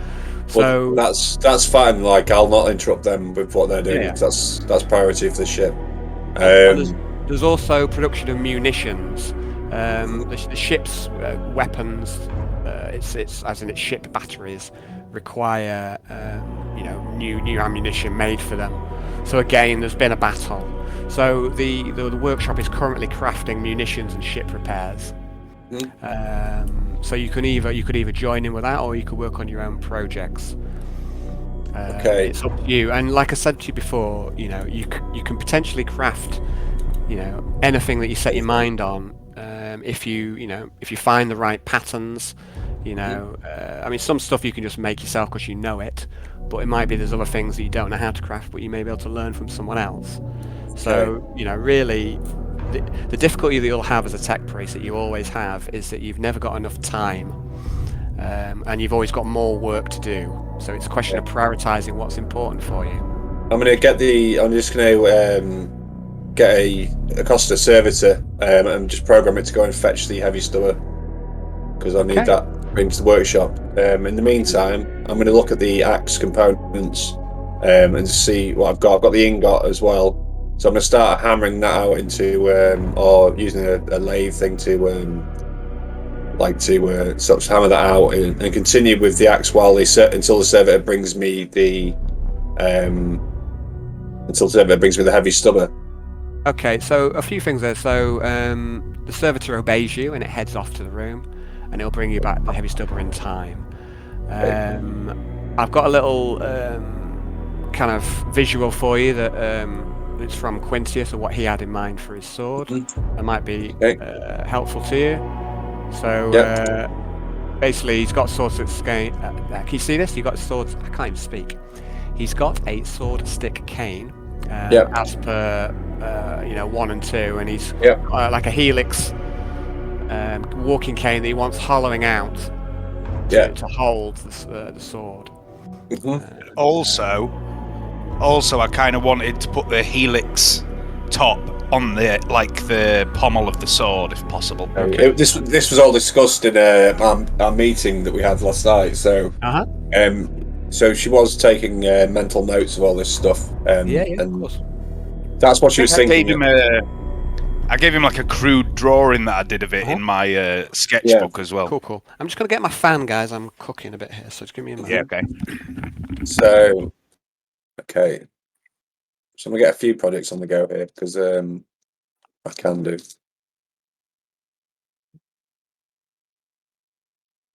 So I would recommend Johnny just fucking focusing on one, getting it done, and then moving on. Yeah.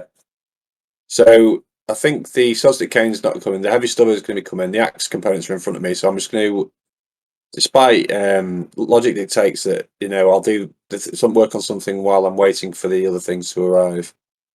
So I'm going to probably just work on that axe, continue to work on the axe, because even if Arnie doesn't want part of his precious demon axe, the schematics for this axe and the this project has been on hold, and it's something that she's anticipated working on quite a lot because also not the Arnie's also no matter what, he's not the only person that can use chain weapons at some point. So exactly, this is it. You see, so it will need to be tested as well, field tested as well. So that's going to be. Okay, so just to give you an update on the axe, I mean, what I've done is I've made a little section for crafting, with what patterns you have and what crafting is ongoing and what have you. So there is a little section there, a little handout with a great chain axe. So what you've done on this is you forged the metal, you've designed.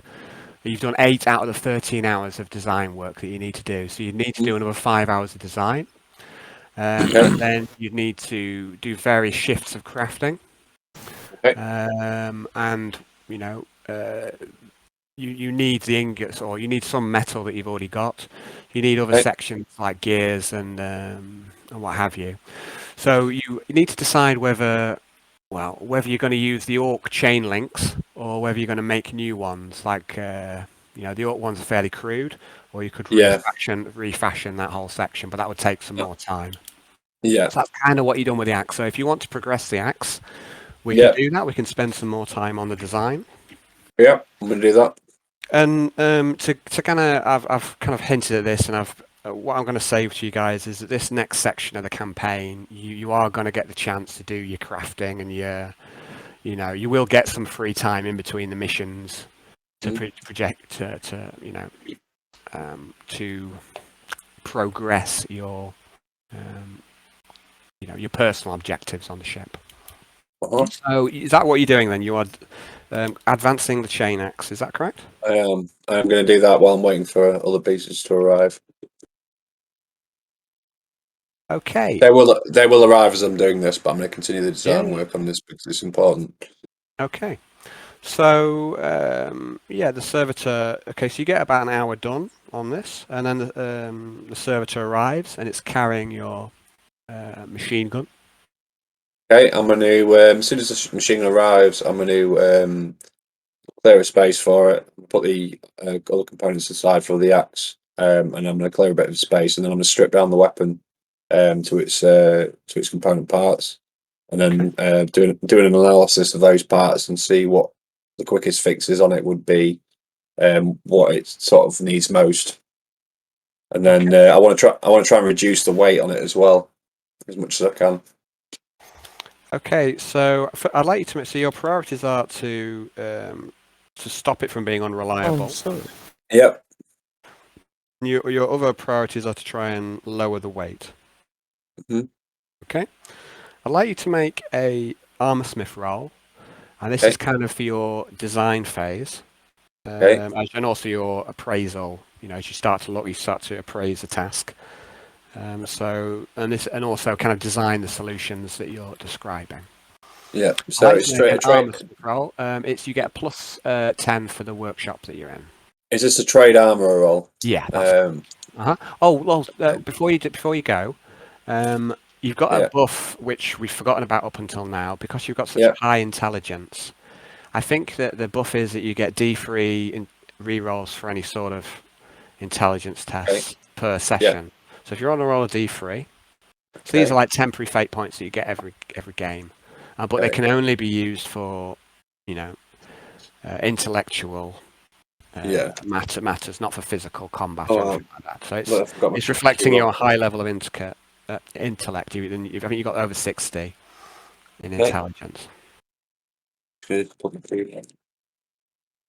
that should hopefully work. So D3.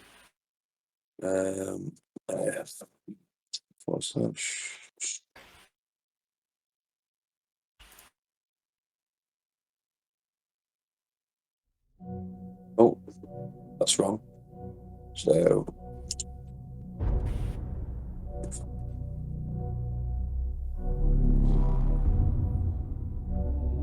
All right. 3. Okay, so you get 3 rerolls for this session, and if you don't use them, then they're lost. Okay. Okay. So cool. now make your armor roll. Okay, so plus 10. You're a plus 10. Plus 10. Uh-huh.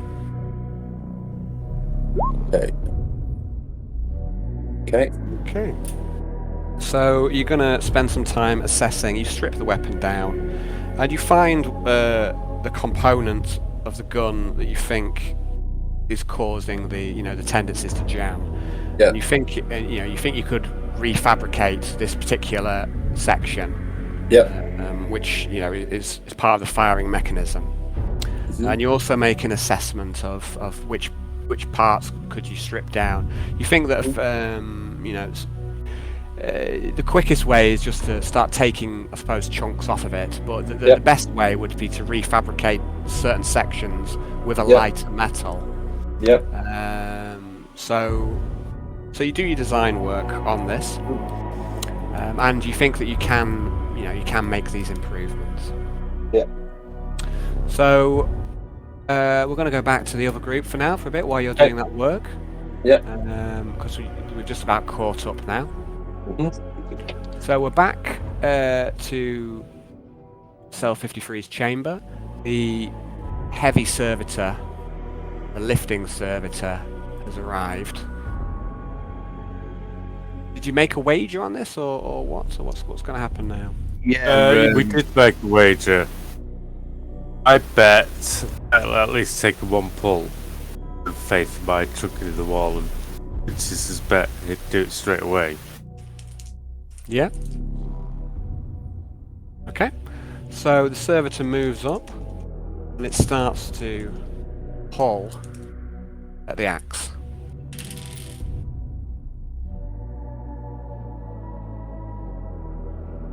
The axe heaves in the wall, but it doesn't come out in one go.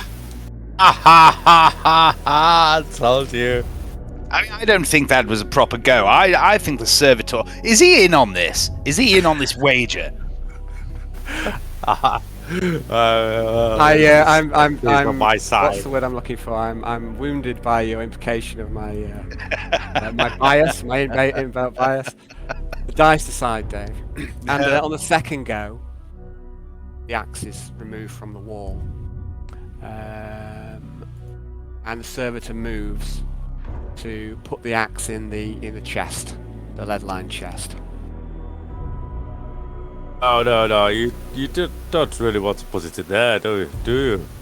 I mean, the servitor doesn't really respond to you, Arnold. Who are you talking to?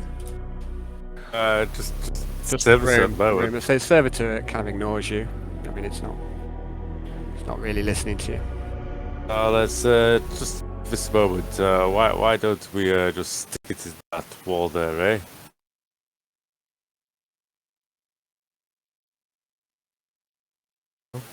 The stormtrooper seems. The stormtrooper says to you, "I had orders to take this item. It's a prescribed item."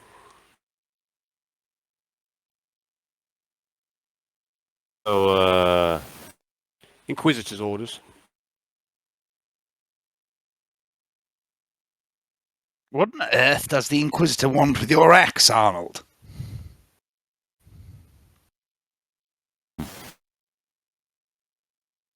go arrest the servitor. Okay, you Servitor. grapple the servitor. I'd like you to make an opposed strength test, please, as you grapple it.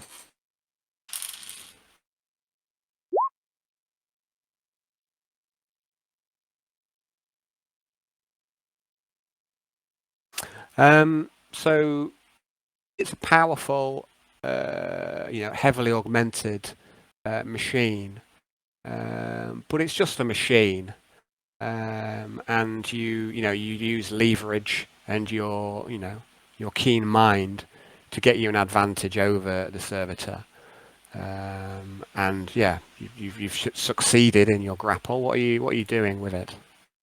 I'm going to take the axe out of its hand. Okay. You reclaim the axe. Servitor looks confused. We can't hear you, James. Can't hear you, buddy. You're muted. Sorry, I was using the hairdryer. I'm going to put my hand on Arnie's shoulder and say, perhaps now you realise the hold that this axe has over you, my friend. If you'd seen what I'd seen on the planet I come from, on Duskman, you wouldn't risk anything to truck with the demon. It is the end of existence as you know it. And Talk about demons. The only demons I heard came from your lips yesterday. right, I'm gonna yell. These powers are sanctioned by the Emperor himself. I did. I'm going to And in a fit of rage. You've seen what I had to do on the planet to get rid of the corrupting influence, and I will do the same up here. All right. I'm going to put my hand on Arnie's other shoulder. Guys, 1 second, please.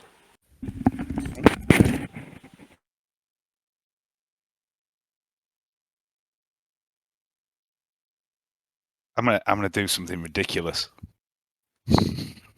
No, you, would you? Yeah. Cool. Good times.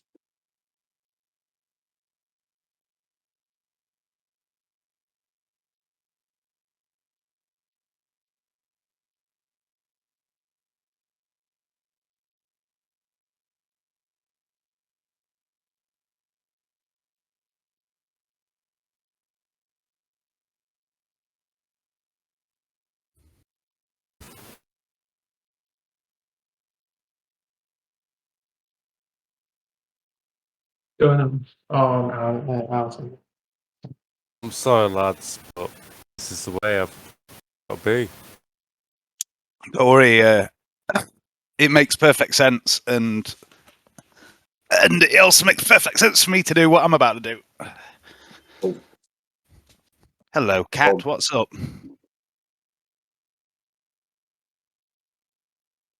Yeah. All right. Cool.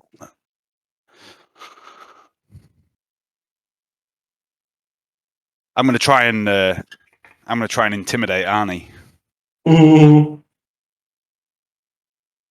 I'm surprised. Quintius is surprisingly good at intimidation. He's a good actor. It's all about how you use your skills, because there's a couple of skills, like intimidation is one of them, where you can use different stats depending on how you try and intimidate. Yeah. And you can actually use fellowship. So if I do it in the right way, I can use my fellowship to intimidate people. But that's not what I'm going to do. I'm going to appeal to I'm going to appeal to Arnie's sense of honour and friendship. There might be not time to say that sentence.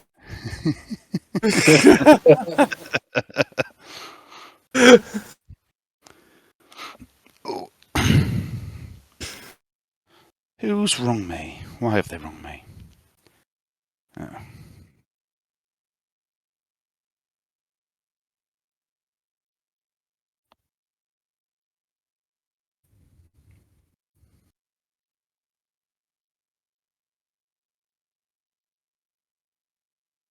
It's fucking Axe. Hey, dude. I just couldn't give it up today.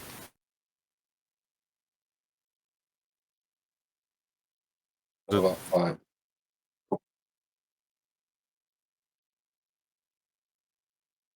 It's a nice axe, man. Very nice, that. So nice. This is the thing. No. Be allowed into the dirty server to serve away out my hands. You're about to make your first kill of the day. I'm just gonna have to sort something out. My brother's just telling me he thinks he's got COVID because he went to the gaming club and he some guys tested positive and he said that he's felt like he's had a little flu. So it's quite likely my brother's had it, and he gave me a lift to work today. So I just need. I mean, I had it not too long ago, so I probably shouldn't catch it again. So I need to take a test and also maybe ring Nicole and sort out a lift. So I'm just going to need a few minutes to sort this out. So Yeah. If you just It's give me within. time. I think it's within 30. I think it's within 30 days, isn't it? So if you Yeah. I mean, I think it's. Yeah, I'd heard different things. I'd heard 6 weeks, but I've also heard it's not likely to catch it within 2 months. Which yeah. Oh Both yeah. my parents, like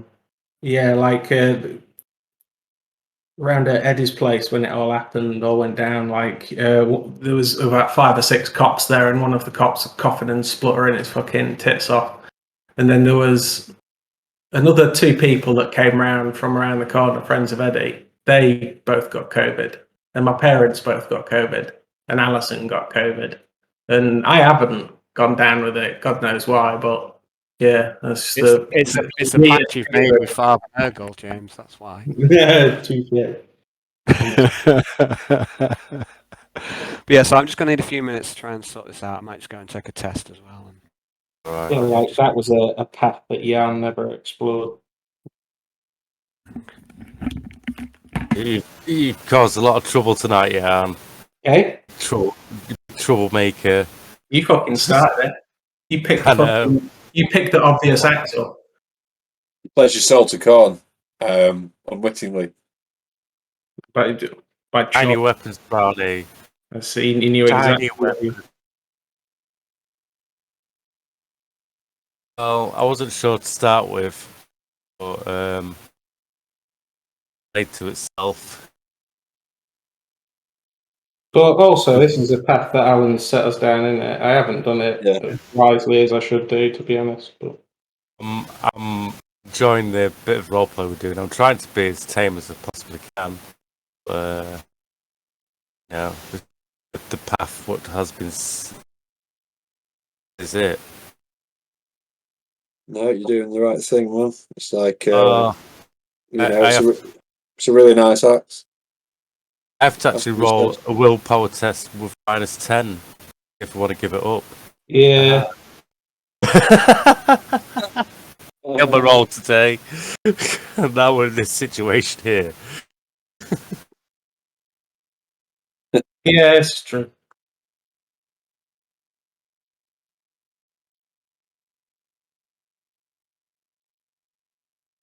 I think it was slightly spurred on due to the fact that I came into my room before you all and buried it into the wall. Mm-hmm.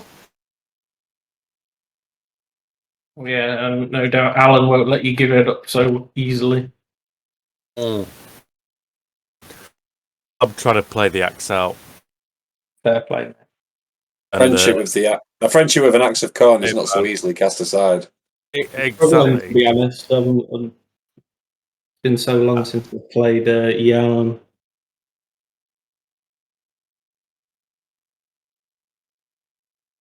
Where my bed is the only one with any soul out of you for. Us for. You know, you've got your 3 soulless beds. No soul to your room. It's just bleak. Look. Souls are obsolete. I've got decoration above my bed. Have you? Yeah, Gara. I've got some of your orc teeth hammered into the wall, haven't I, with my canes? Oh, yes, you have. Yes, I just see it. I'm zoomed out, but now I'm zoomed in. I can see it. Well, you two need to up your bit of room. Yeah, heavy slumber. I had a slumber underneath my bed. Well, I don't even know which bed's which because you've nothing. It's sort of like yours. It's neither do we. Ask. He'll provide you with stuff. Both is. I asked him, like, look, give me tiny bits, tools, So, and an axe on the wall. one blessed by the Omnissiah or one blessed by Korn? That one's blessed by an orc shaman, actually. Ah, very good. I don't know that. Oh, it's just an orc chopper. I always thought it was a big sort of machete thing, but I think most in Cork are just a step away from Corn, aren't they? yeah. Yeah.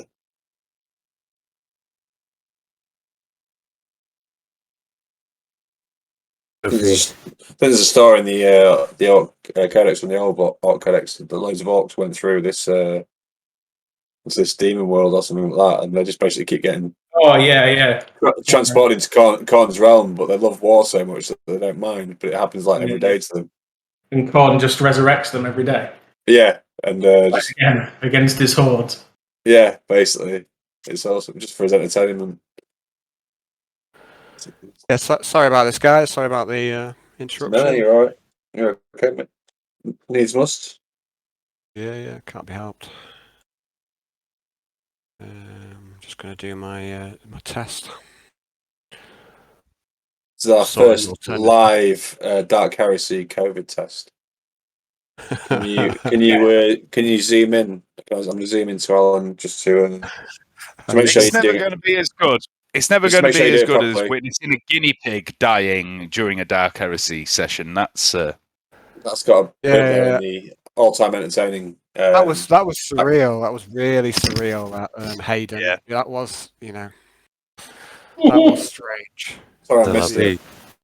That was strange. And it was even weirder that I got the fucking giggles, like really bad, like which set me off. So there's Hayden there nursing a dying guinea pig. His kids running around in the background, and me and Alan are pissing ourselves. Yeah. Sorry about that. Sorry about that, guys. I don't know. It was really awkward. That truly, compassion is not dead. It's my game. Slightly more jaded. It's because it's got 2 really jaded players in. What are you trying to say? I just said it. You jaded players. Like totally jaded, Dad. Oh, fuck off already. Fucking bullshit. No, you said that because you're jaded. Yeah, I did say. I also looked up my COVID test. I have to do the bastard thing again. Fuck's sake. Fucking shitty made in China bullshit. Yep. They're profiting from the virus they unleashed on the world. It's amazing, isn't it? Just like Umbrella. Are you saying that China is Umbrella?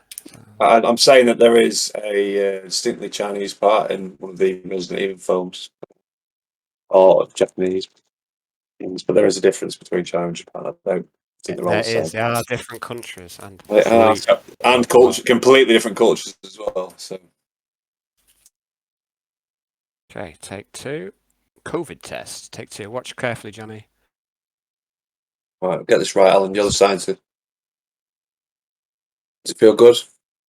It feels better than those ones you've had to put down the back of your throat. I do expect you to. I do expect you to gag on this. So, Gag on it. We're not at that stage in our relationship yet, I don't think, Johnny. oh, I'm sorry. Like Alexa did last night. That's a shame. No, she's got gills, mate. She can pretty much do anything. You know I what mean, mean? maybe It's, soon, Johnny. I mean, Johnny, if you take me out to dinner first, you know. all right, mate. It's a deal. Oh, there's always loving our Heresy campaigns. It's There is. nice, isn't it? There certainly is. Players just Heresy. keep loving on each of the players just recently. It's got to be done. It's side quests, isn't it? You know. Very important, the side quest. Yes, essential. I can't believe Dave explored the This- Ladyboy George temptation reel. I didn't even think anybody would go there, but Yeah, well, it was needs must. I'm afraid. I know it was a good situation. It was Yeah, it was funny. the only way. It was the only way you could escape. Only way from to be sure. Yeah. Everybody should really watch that episode. It's a really funny episode. The funniest. I was expecting to, end up in a compromising position with the guards bursting in and me being like, I've been here 20 minutes! But they never turned up, so I basically, did it for nothing. For kicks. Basically, got an excuse to That fight does his duty when it pops lots of colours in the corridor. try the forbidden fruit, as it were. It was still carrying on round. Anyway, Doing Sweden. enough my game. I'm here to play. Sorry, I'm just I'm failing all these COVID tests, so not literally failing, as in just failing to actually do it. You call yourself a scientist? No, there's like these little squeezy tubes which are not coming out of them. For some They reason. are shit. Let's face it, because they don't give you enough saline.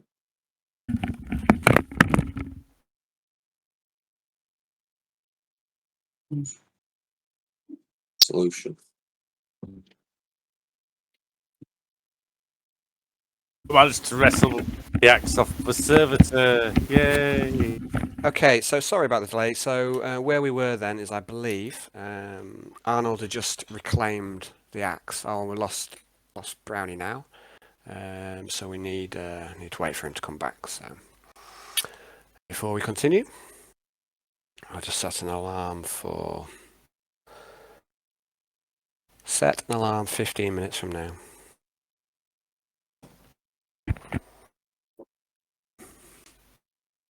Sweet.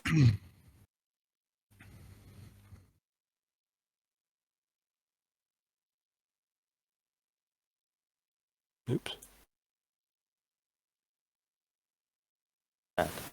No cloud. 1 minute.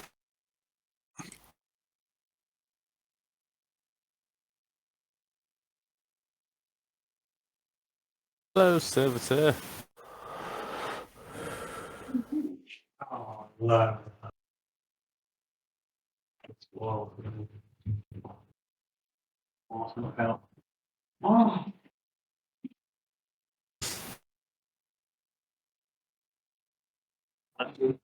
What's going on? Hey guys, so we're just waiting for you to come back. So what's happened then? I'm ready to start the game again. So let me just get this straight. So Arnold's taken the axe back off the servitor. You've told him, you warned him of now it's got a hold on you, etc. I don't remember exactly what he said, but that's kind of where we were looking to start from. Quintius is just watching it all on with amusement. So that's kind of a bit of a standoff now, where the stormtroopers aren't quite sure what's happening here, and the servitor looks a bit confused. Arnold has the axe in his hands again, and this isn't a good thing, yeah. I want to. I don't know what's gone on with Eric, but me and Jan have spoken about this axe before, haven't we? Quintius and Jan spoke about getting it off him when we were still down on the planet. Yeah, I think so. So I reckon I could reasonably figure out what's going on here. Okay. And I'm going to put Jan's got his hand on Arnie's shoulder. I'm going to put my hand on Arnie's other shoulder and go, Arnold, my dear boy, I think you should listen to Jan. This axe he says, has a corrupting influence. And I have seen what such corruption can do to people when it gets into their heart and their soul and their mind. And Arnold, I don't want to lose another friend in the way I have in the past. All right. I'll give it back to the servitor. Can I make a weapon skill roll? What would you want to make a weapon skill roll for? I think he means willpower. A willpower. You can't make a fresh willpower test. No, I meant weapon skill. What do you want to make a weapon skill test for? To give the axe back to the servitor. You want to... Please do. Awesome. Is it an all-out attack? Gonna be right, man. It's a large target, so plus 10 for that. Oh. Second. I'm gonna swing twice. Yeah. Please do. Yeah, I'm gonna swing twice. Do I just get plus 10 on each one? Well, I think it's... Yeah, I don't think there's any other modifiers for when you're doing a double attack. You just get plus 10. On both. First one hits. Second See. one... I'll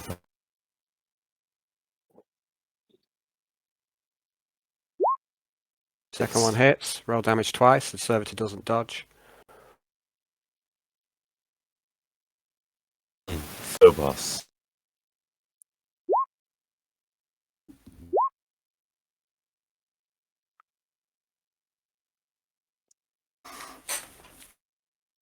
Okay, you hack into the servitor and you chop 2 massive chunks out of its body, and it falls to the ground in a shower of blood and sparks. And its last words are, "Compliance." Yes. I'm trying to take my axe, you dirty machine man.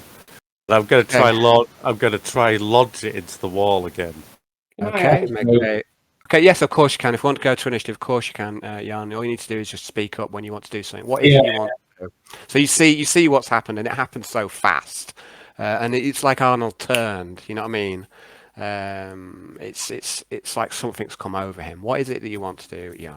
I would like to fling the axe through the doorway at the wall.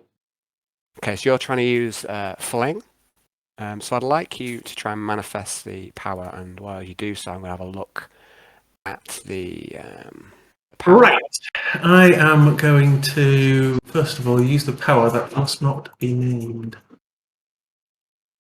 What's it called? Oh. Not going to tell you that, but it rhymes with plucky. Lucky. Oh, Dave, why would you do that to me? I said it rhymes with. Cookie. There we go. Okay, so I'm going to attempt to fling. okay, so you try and fling it. Okay, well, so here's the so how the power is written. It says you can lift an unattended object. So Arnold does have hold of it, but given that you're so powerful at psychics, I'm going to let you make an opposed test against Arnold, because you also catch him a bit by surprise. So I'd like you to make a willpower roll. Arnold, I want you to make a strength roll, please. So we see what happens here. Well, first of all, I need to get fling up. Oh, you did. You got a 17 for your power, didn't you? Or is that not your? No, that was I got the. That was. Oh, yes. Sorry. No. My Okay. bad. That was your lucky. Yeah. Go on. So roll for fling then. And I'm going to. I axe.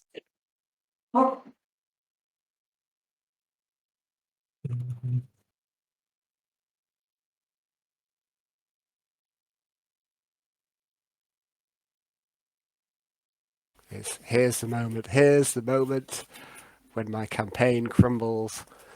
As the players start. You started this. I did. It's all my fault. I take full responsibility. I'm not. It's no complaint or to you guys at all. You're all behaving. and role playing as you should, but As you've it's a problem of seen, my own making. It's a problem of my own making. I have 2D. I often don't know how we're ever going to get out of it. Yeah, that goes off. Okay, so the power goes off. There are no perils, and now I'd like you to make a willpower roll, please, which Yeah. impose against his strength test. Jeez. You know, I'm constantly encouraging PvP, which is so bad form. It's bad form. It's bad GMing.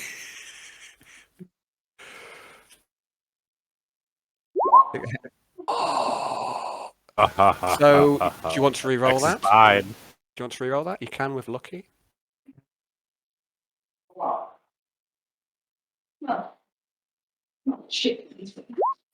No.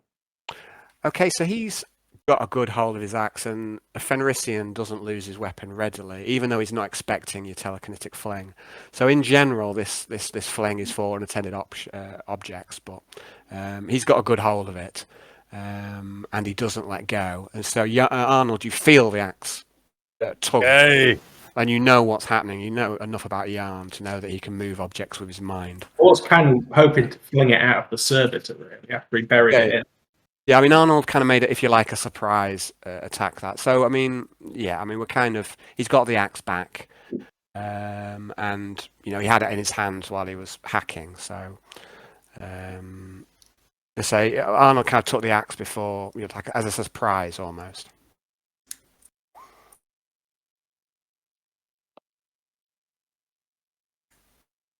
Okay, right. Understood. So what's happening now? Should we roll initiative, or how would you guys like to progress here in this messy scenario? The guards seem to be comsing in and seeking instructions. I mean, let's roll initiative for you two, and we'll see how we go. I refuse. You refuse to what? Sorry. No initiative. Okay, that's fine. So, but I just want to know, like, even if you don't have to do anything, you can roll initiative so as we have like an order as to what's happening. Yeah. Yeah, I'm rolling. There we go. Okay. 8. I'm not saying that you have to attack, and in fact, I know how you feel on PvP, and even though I joke about it, I really encourage people not to, because you know it's a shared game. We're playing, you know, for fun. yeah. What you're supposed to do is get like the your enemies that you fight against to shoot up your other players, or you know, or slam them up. You know, if you can, you can orchestrate that. I'd like everyone to also make an awareness test, please. So initiative and an awareness test from everyone.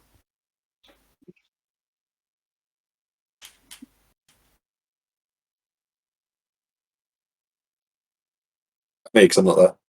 Oh, you're not there, so not you. So as in everyone who's there. So I've got initiative so it's 6, 8, and 10. And then I can have an awareness, please, from all three of you.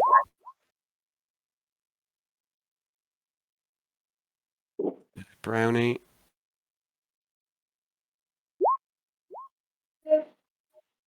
Okay. And Quintius. Okay. So, Yarn.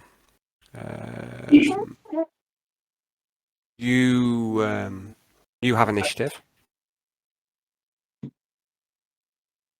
What are you doing? You can speak. You can reason with him. You can. What would you like to do? How would you like to try and resolve? To be honest, I'm not even sure I would flung it out the door. Would it come through me first? What's up, mate? What's up? Yeah, I'm not even sure how it would how I would have flung it through the doorway. I mean, just getting it out of his hands might have been a good start, wouldn't it? So, but anyway, it's what are you doing now? Yeah, what would you like to do?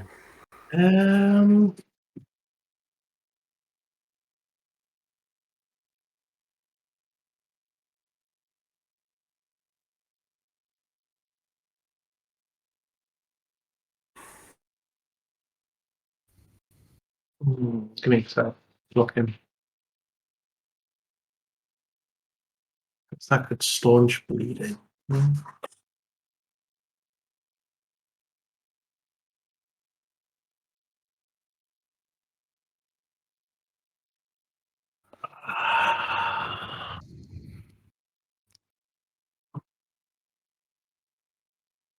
Just have a look at something.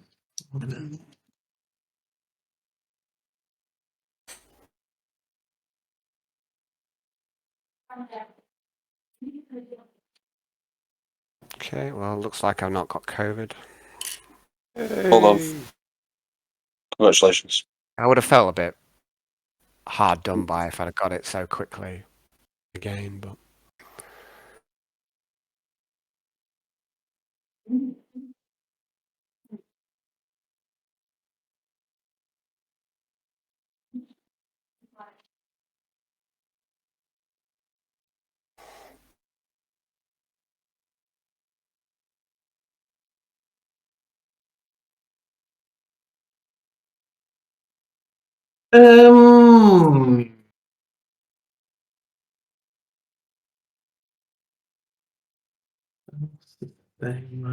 Oh, I'm going to cast Inspiring Aura. okay. Off you go.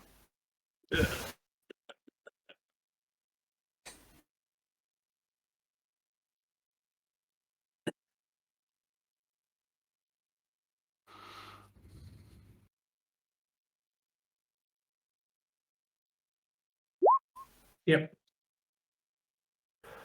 Okay, so you bolster your comrades by subtly implanting images of great courage and by masking various negative emotional stimuli. So it allows them to swiftly shake off fears and doubts. So Yeah, I seem to glow with an inner light. Is what I was aiming for. You want to glow. So, but yeah, I mean, so. No, it's not. Oh no, so is that the wrong power, or what am I? Yeah, Inspiring Aura is a minor. It's a mine. Ah, there we go. You seem to glow with an inner light, and those around you are filled with confidence. While this power is active, all allies can see you to get a plus 20 bonus to test with fear and pain. So it seems a bit irrelevant, but and then I would like other people to kind of role play that Jan is seeing. You know, it appears more inspiring through this power. Imperial, regal.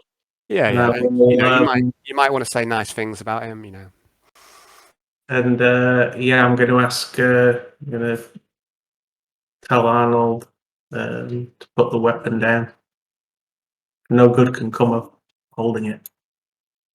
I see Quintius. No, Quintius. You're there. Sorry. Jan. Jan. Well, it's actually. Well, it is. Hold on a second. It's actually. Oh yeah, go on. Oh, yeah. Say your piece. Sorry, say your piece. Say, you see, Jan, I am attached to this axe. I do not know if I'm able to put it down at all this game. It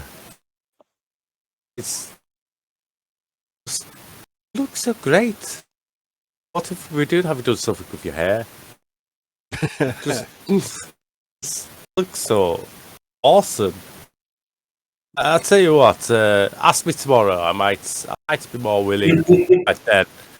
And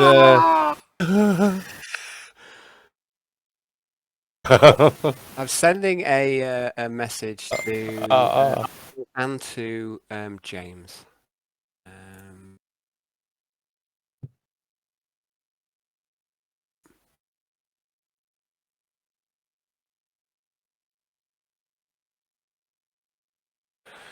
Okay, so I've sent you both a text message. I'm gonna grab a bit of meat at the table. So you're going all to the cards and start drinking. So you're going back to okay. We can kind of come out of initiative. What about you, Quintius? What are you doing while this is all going on? Is there anything that you want to interject or yes? Say okay, what would I'm you like to do? Come over to Arnold again, and I'm going to say, "Look, Arnold, the axe is bad. Jan, look at him. He's glorious. It's obvious he's good, and that he embodies all that is good within the God Emperor and all the various gods you worship too. You can trust him, and you can trust me. Look, have a drink." I'm going to hand him my hip flask. There's not much left in it. There's only like one shot left. I'm going to hand him my hip flask. Have a drink. We're going to have a night out, aren't we? Yes? Your night out. Yes, you won the bet. Now, just let the axe go, Arnold. And I'd like to use charm. Quintius. All right. Okay, well, you can roll first. What I was saying with terms of charm is that Hayden will keep full agency. Yeah. But obviously, if you make a successful charm roll, then he might, he might want to be more swayed or not. But it's not like mind control or anything. So if you want to make a charm, your charm roll doesn't even go off, unfortunately. I'm going to again, okay, fair enough. But again, this won't actually affect what Arnold does in the sense that he can still choose what he does and what he doesn't. Quintius. It's as much as I like to trust you at the best of times. I saw you fiddling around. All seems too convenient. That's good to fiddle around with your hip flask until with his own one shot left. Why don't we have half each and you have that first half first? Fiddling around? What are you talking about? I was taking it out of my pocket. Oh, you first. Let's have a little shot each. Oh, I'm far too hungover from last night You don't trust your own drink.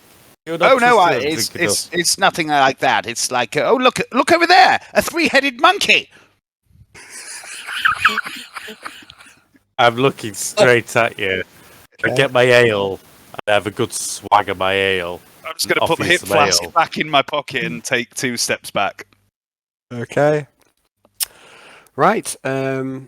So guys, we're just going to go into free time now. It looks like the situation is diffused at the minute. So if you want to talk or do anything, just jump in. And if needs be, we'll go back into turn order if you feel that's necessary. This food is absolutely awesome. Quintius, giving me a side and date raping me. Who knows what to do? Last time we took Alexa in the toilet, did you date rape her too? Please, this isn't prison.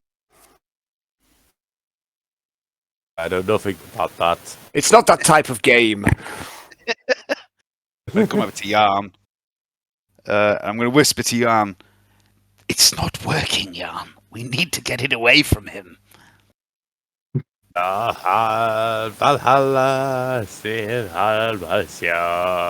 stormtroopers retreat out of the room. Fucking cowards. They move as a unit. The units.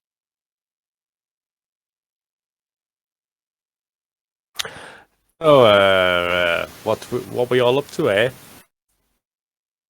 You have to give up the axe, man. Axe, Max. Don't worry about it. I'm in a good mood. Look, I've taken no heads. This is quite infuriating.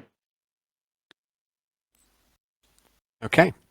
Good. That's what we liked in a nice game, is a good bit of infuriation. That's so it seems that Arnold's unwilling to give up the axe at this stage, and you think it could well be that, perhaps it does have its tendrils in it. You've both been told that the Inquisitor wants to speak with you at 1 p.m. today. Alexa's gone off and she's at the workshop. You've kind of all caught up in time. You've got it's around 10 o'clock. You've got a few hours. How would you like to spend those hours, or how are we going to progress from here? Would you say? I'm gonna use the axe as a plate to scoop my green jelly on and slurp it off the side of my axe. Okay, sweet. It's a sweet, tasty dessert.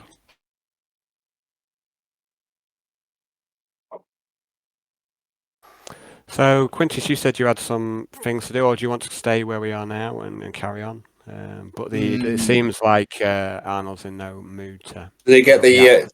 He's just hacked up the servitor who tried to take it. So. Does he get the message about him bringing his cane to the workshop? Yeah, I mean, you can do that now, Alexa. If you want to comms him, the timeline is safe. Do you want to comms him?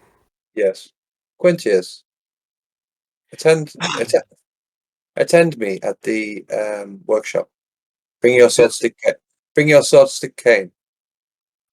Very demanding. Right away, my dear. I'm going to grab my sword stick cane and the helix cane and go, well, I can see this is futile. Perhaps you'll have better luck alone, Yarn. And I'm going to walk out, and on my way down to the tech place that Alexa is, I'm going to privately vox Yarn. Okay. Jan, don't respond. We need to get our heads together about getting this blasted axe away from Jan. I'll be in the library this afternoon. Meet me there. And then I'm going to carry on to the workshop. Okay. So what about Arnold? Arnold, you're eating. It's a bit of an awkward silence in the room. Jan, Yeah, I'm going to finish off eating and go off to the training rooms to bring my axe and training services. Okay. And Jan, what do you want to do? Well, I'm going to go meet Quintius in the library. Okay. Right. So we're going to split the party a bit here. So Alexa, your design phase, I'd like you to roll 2d10. And this is the... actually, no, it's fairly straightforward, this. So I'm going to say 2d10 minus 5. So would you roll that for me? And this is how long your design phase is going to take you for the machine gun.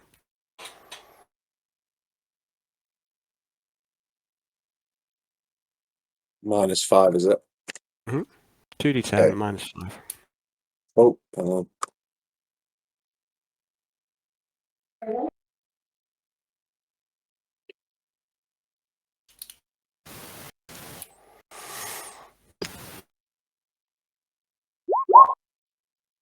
Okay, so it takes you a couple of hours, so you can work on the design phase and get that done. This morning as we get up towards 10 o'clock. Okay. Quintius, you arrive in the technical workshop and hand over the sword stick cane.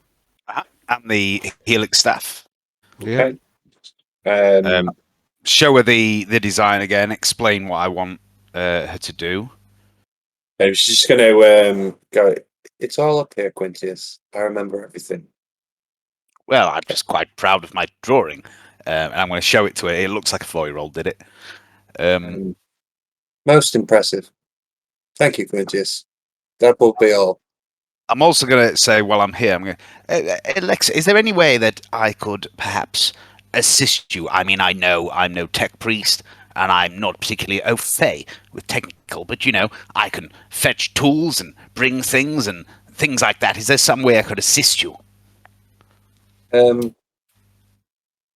What you may stay here and learn. And, that's a wonderful idea. Although I do have an appointment to keep, but I can be back in a bit, if that's all right. That's fine. It's very hot in the workshop, by the way, Quinton. Alexa sort of zipped down. She's wearing a bodysuit, like obviously that she wears, but she is glistening a little bit, and it probably reminds you of Mumsy a bit. I don't know. And it's not that hot sort of and relationship. It's hot and noisy. Okay, right. Well, I'll leave you to it for now. Dave, bitty's bitty. Bitty's bitty. Yeah. I'll be back in within the hour. I just need to see a man about a cat monkey. I'll be right back, and off I go. Okay. So Jan, you've got maybe a little bit of free time before Quintius gets there. Is there anything in particular you want to do in the library while you wait? Yeah, I need to look up cursed items and how to. I don't know. I'm looking for some inspiration on how to remove him. Remove the item. Yeah, willingly. Okay, you sit. Bolster You sit in the library and you think, you're looking for inspiration, and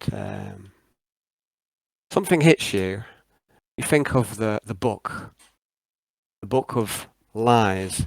It's a huge tome of demonic lore, and from what you've done and skimming over it, you think that there may be an answer within there. This could well be information about this sort of problem in there. Or you can check the normal libraries, and the Inquisitor does seem to give like a totally free access, which seems a bit radical in his allowance of He's free. quite a radical gentleman, isn't he? Yes, certainly radical.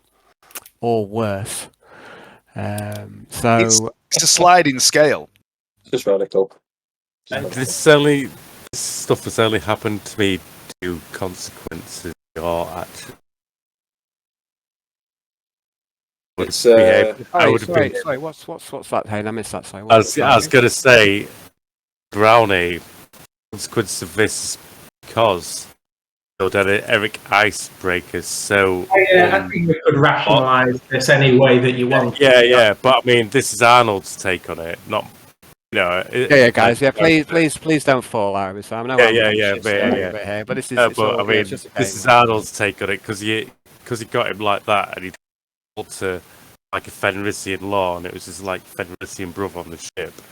Yeah, that's fair enough. But you have to respect from Jan's perspective, he's lived all his life amongst all these demons. Like he said to you, like, you know, honor and all the rest of it. That's all well and good, mate. That's Oh no, I understand. That's well and good for the living, but not demons, is it? Yeah, so you're both role playing, very well. Yeah. So you both role playing your characters, which is what. I was just saying, Arnie was really pissed off afterwards, so that's why he launched the axe wall. It's I was going to hackle my bed, but I thought I'd be out of bed. Yeah, it's okay to have disagreement as characters. Yeah, it's not. It doesn't mean anything. Oh no, I'm not falling out with Brownie. That's all. I'm just saying this is why Arnie's doing it, because he's lost a good friend. He's upset. I lost a good NPC, and now we want. Also, I've lost a friend, and now I want to take out something else I love in my life. The axe. So as a role player, I've got to play it all the way through. Yeah. Especially due to my roles and everything like that. So yeah, I mean, like, just to make a game a bit, he hasn't had the choice really. You know what I mean? He's kind of hinted. He's kind of hinted to you. He's made a willpower test, and so maybe there's another way. I have no choice. Play the way I've got to play. Yeah. So and plus the way you did deal with Eric, that probably would have pissed Arnie off quite a bit, wouldn't it? He challenged you to trial by combat, and you just crushed him. utterly crushed him while summoning the demons at the same time. It was quite horrific, really. Yeah. A horrific execution. It was. But that's what I'm role playing as at the moment. But I know, I like say that my game gets quite heated at times. I do, I don't want, Oh no, I definitely don't want to fall out, Brady. I was just saying this is just role playing this shit through, dude. I'm definitely a shit stirring GM, so just keep that in mind. Keep that in mind. So where are we now? So what I'd like you to do, Jan, is to make a demonology roll. A Forbidden Law demonology roll, please. Okay. Can I do psychics first? Can you what? Sorry, can you lucky or what's it? Psychics first. Yeah, you can. Okay. Let's try a power that should not be made. Oh God. One day you're going to learn the hard way to stop spamming these powers, man. So what happens now? You haven't got any more rerolls left, is that right? So is that a psychic phenomenon roll? Yeah. Oh Jesus. 17. Okay. So give me a moment. There's an unnatural aura as you pull out the Book of Lies. And the library, there doesn't seem to be anyone else here. But you definitely feel an unnatural aura pervades the area. And if back in Cell 53's room, Kara looks up and makes a howling noise. A dreadful howling noise that Kara makes. But you're not there to witness that. Okay, so there's no kind of serious effect here. You don't need to worry about it. You've just spooked all the animals within a certain radius. So, Quintius, you're heading back to the library to meet up. Arnold, you're training. Is it just general training you want to do, or a specific type of training? Oh no, I just wanted to hack up some servitors. Okay, so you go to the chamber and you do some combat training. So we'll put this towards I suppose towards stats. I suppose I'm gonna do it Yeah. more brutally than I can. I'm gonna try for like ripping, tearing, body slamming. Physical moves for weight and size, and trying to dislodge big heavy servitors off of feet. Either by swing barrels, whatever. I'm gonna try using scenery to beat up servitors. Yeah. Okay, I'd like you to make a weapon skill test and a strength test for the next hour. See how this training goes.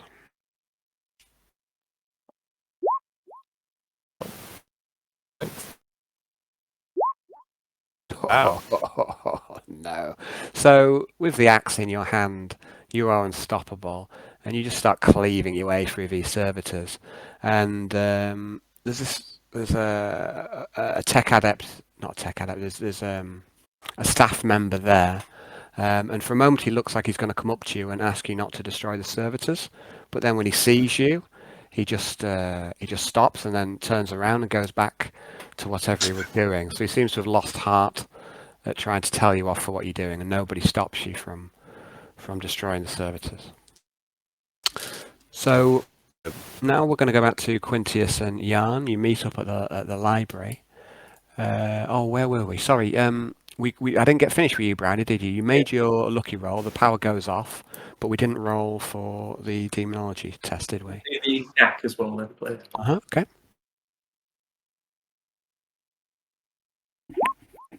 Oh, that goes off as well, I think. Yep, it does. It's really, I think it's anything but a 9 really for the minor powers is mostly. What was it? Demonology plus 20 then, I think. That's 10 for the book and 10 for... That's That's okay, yeah. That's right. With a reroll. That'll be... Okay, so you think that the answer is in here. Now, let me just give me a moment. I'm going to give you a little spiel. I can just find, where is it? Where did I put it? Where did I put the book? Okay, so Jan, you begin to study the Book of Lies. It's undoubtedly an item of raw power, a source of forbidden law. And, there is a prescribed item. For a normal person, this would be heresy to study. Fools who approach this book with an unguarded mind would surely suffer corruption of the very soul and placing themselves at the whim of the dark powers. But your mind is a fortress. And there's something about your time on the planet, Orpheus 4, that's acted like a crucible upon your spirit. So you now find yourself immune to common fears and, the dreadful corruption of the miasma, you keep at bay. You refuse to allow yourself to be tainted. Unlike your companions. Arnold, he's been slipping, and fast. His fate, could be that of the spawn, surely, unless you can save him. His willpower is a weakness. You imagine that the bloodlust and frenzy will take him before long, because you've seen it before on Dusk. And that axe, you are sure that is the axe that is accelerated his slippage. And Quintius, another one of poor willpower, you think, unable to resist the temptations of the swamp planet. You are sure that his dalliance with the honeypot whore has tainted him somehow. Surely laying down with mutants is folly. And Alexa, the first of Cell 53 to suffer the stigma of mutation. She showed off her gills at the drowning pool. And that seemed to help convince Reptile Marino of your good intentions. You've been taught that mutation is evidence of corruption of the spirit as well as the body. But you, Jan, you are confident that the heresy of this book can be resisted, that it can be used to serve you, and that you can hold yourself apart from any taint. Do you proceed? Are you sure that you want to do this? If it means saving Arnie, I must try. Okay, so I would like you to make a miasma test for studying the book, and it's at -10. But you also, I think you've got another +10 to your miasma saves because you've moved up to 10 corruption overall. That's still 26 then. So you're, what's that say? That's still 26. Or plus 26. No, plus 26. You've got resilient. You've got plus 26. Yeah, that's right. So plus 26 on your test. Okay, so you don't gain any corruption from reading the book. Okay, so the Book of Lies. The book itself is bound in human flesh. And as you open it up and study it, you realise that this task shall be quite challenging. You know, the language you do not fully understand. It's a bastardised form of High Gothic. But you start to trawl through the tiny, spidery text. And you begin to decipher it, as you would a cipher. And in addition, as you study, you're sure that the book is full of lies and contradictions that would ensnare the foolish. The book is a trap, but you are sure that proofs can be found here. Heresy, to prevent further heresy. Okay. So you'd need like some sort of parchment or data slate as well to record your studies, but that's not a problem here. Well, I'll tell you what I'll do. Okay, so the symbols and the I can't say it. Iconography. Thank you. Iconography. Okay. Thanks, Johnny. Okay. The symbols and iconography are insanely detailed and undoubtedly the foundation of ritual and sorcery. And you believe that some of the lore in here relates to the miasma itself, the worlds and the paths. And you press on, trying to uncover secrets amongst the lies. And you come across a glimpse of a world that catches your attention. The beggar world. A glorious full-page diagram seems a meld of artwork, map, specification, poem. But how much of this is falsehood? Now, you've already told me roughly what you're looking to do here, but I'm also going to give you just some other kind of options here of things that you might be able to study in the book. So you've already selected one that's other. So there's information here about sorcery, about various rituals, summonings, banishments. There's information about the miasma itself, maps that you may be able to use to navigate. There's so much in this book, you feel. So it's, but also, like I say, the book is a trap. Certainly for a normal person, would be in great danger of reading here. But you believe, not arrogantly, that you are, that your mind is a fortress.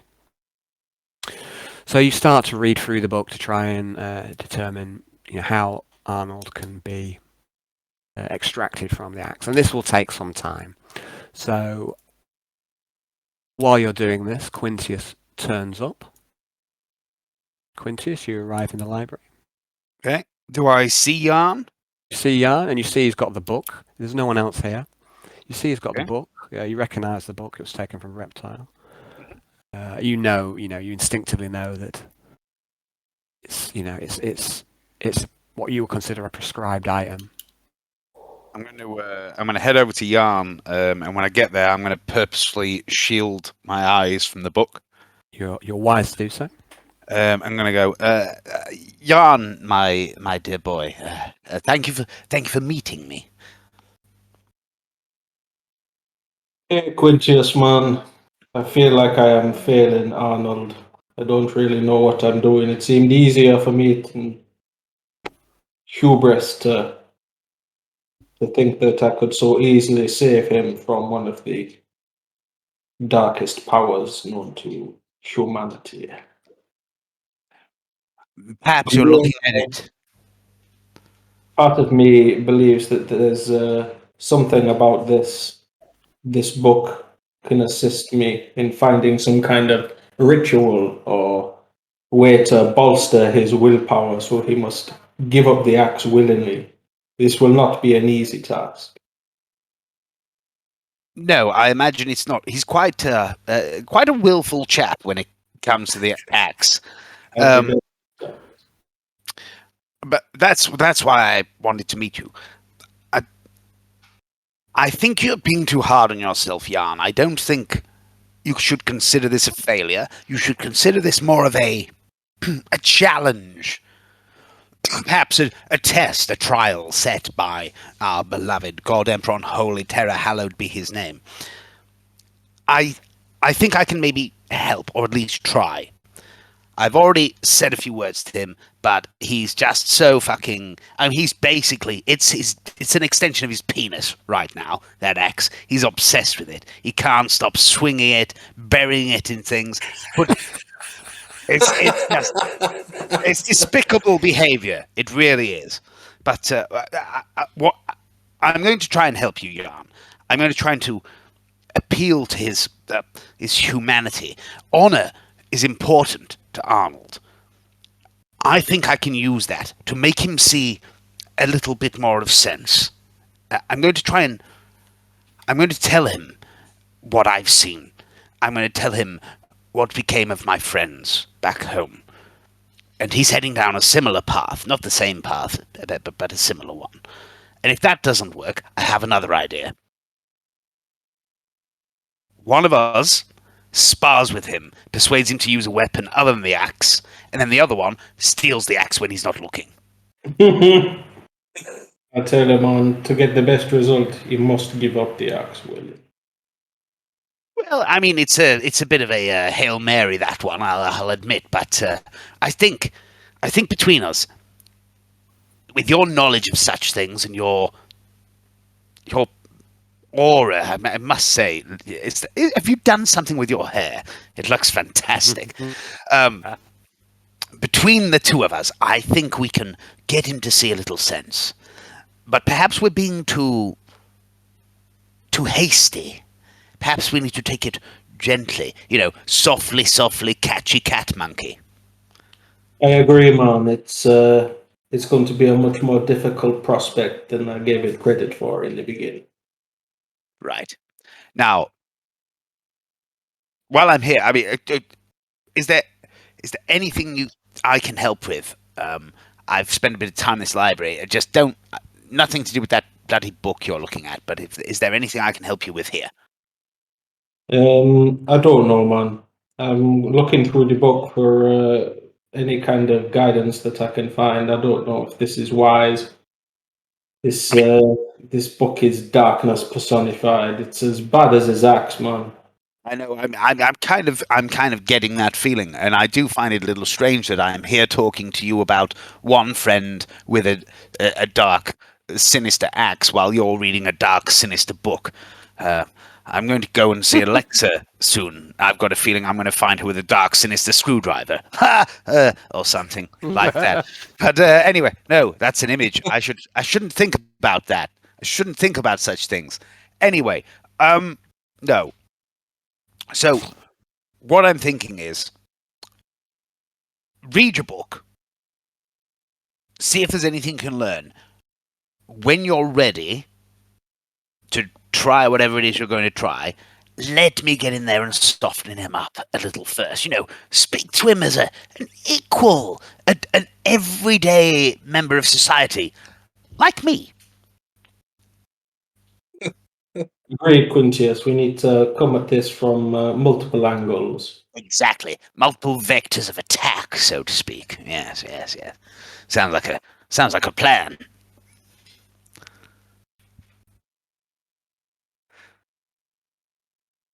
While I'm here in the library, actually, there was something I was going to look into myself. Something about those strange green chaps that were lurking around on the ship.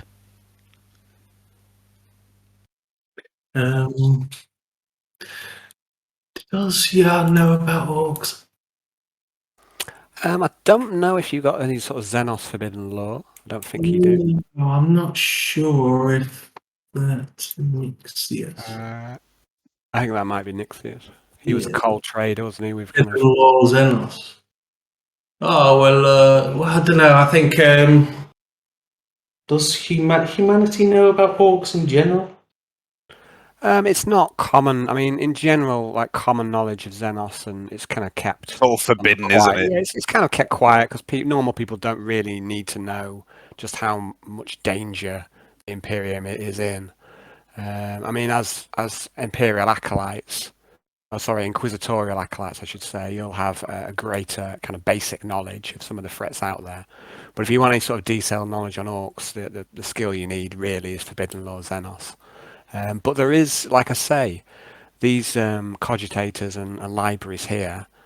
It's very free and open what the Inquisitor provides. You know, anyone who's looked in here before, you know, there's no real controls, it seems, on the information that's here. So it's quite possible you could learn about Xenos orcs here if you wanted to. You know, if that's what you're wanting to do.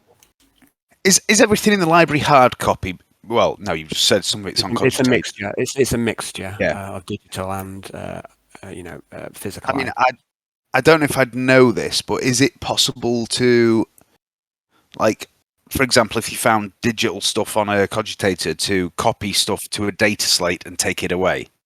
Are you able to do that? Have you got tech use? I don't know the minute. No. Yeah, I mean, you think it may be possible, but you're not really sure. It's normally you might have someone to do that sort of thing for you, perhaps. Yeah. So that was just like a rhetorical question rather than Quintius asking. Oh, okay. I mean, but yes, in theory, yes, you could do that. Yeah. Okay. But Quintius probably doesn't know. No. Exactly how to do. No, it has people. Has people for such things. Okay. Yes. I'm going to say, right, Jan, read your book. If you get anywhere, give me a shout. I'm going to I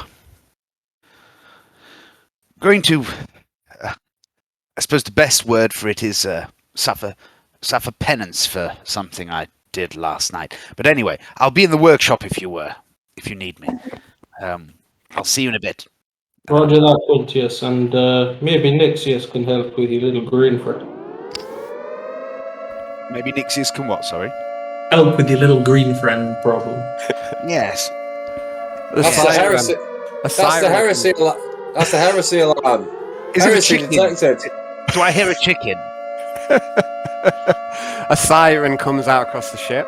The ship moves to red alert, and you hear the vox of the ship speaking to you. And the ship goes, "Warning, warning, red alert. Obstruction detected. Collision imminent. Warning, all crew brace for impact. Warning." Jan, Doing? I think there's a giant chicken in space. I'm going to grab the nearest fixed object. Okay, so you're bracing on something. Bracing, yeah. Okay. And you go on. Alexa's going to sort of try and interface with the ship and try and find out what it is. Okay. Whilst bracing. I'd like you to make a tech use test, Johnny. A plus 10. Tech use. Warning, warning, collision imminent. All crew brace for impact. Jan is And going you to hear embrace. you hear the plasma engines. There's this thrumming vibration that always goes through the ship, and you can tell everyone that the plasma engines are at full. The ship is trying evasive maneuvers. How's your tech use test, Johnny? 6.9. 6 degrees of success. Okay, so you can tell that the ship is in the midst of a meteoroid, and the ship is trying to avoid collision with various asteroids and meteorites. But it seems to be that it's going to collide. And as you see this, you see an impact. A huge meteorite crashes into the void shields, and it detonates into a million pieces. And the ship starts to lose its void shield protection, and you realise the ship is now without defences against the, and you're in the middle of a meteorite field. What on earth is the ship doing here? Why is it such danger? Some cunt is flying this piece of shit like an absolute fucking idiot. That's what's going on. Somebody left the handbrake off, like, and it's or the brakes off, and it's just rolling downhill. It's in free fall. Okay. Sabotage, man. Sabotage. Oh dear. There are some terrible sounds. The void shields are down, and a number of meteorites crash into the ship. There's a terrible sound of tearing metal, and everyone is shook around. You're all braced. Items flying around. But that sound of tearing metal, it goes straight through you, and you're quite aware of how vulnerable you are when you're on board a spaceship. There's a thin skin of metal that protects you from a death by vacuum. And your heart starts to jump up into your throats. But Alexa, you see, although the ship takes a lot of structural damage, it does seem to be manoeuvring out of the asteroid field. But you see that the damage the ship is taking is severe, significant. Yeah. Okay. I want to find. Is that where we're going to leave it? Sorry.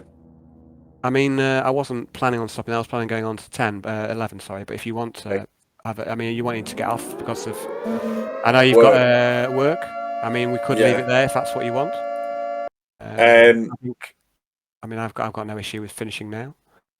We'll carry on for a little bit if you want. Like so. Yeah. I mean, I was planning on going up to 11, but that's fine. That's fine. Dependent on what all you guys want to do. How are you doing, Hayden? Are you? Yeah, I'm really good. I'm really ready to go to 11. Yeah, let's go.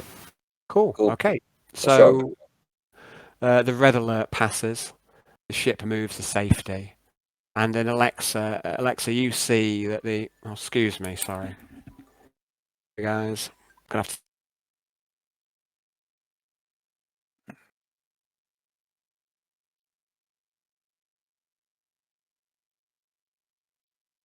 You all right, Ash? See you. He's on the phone.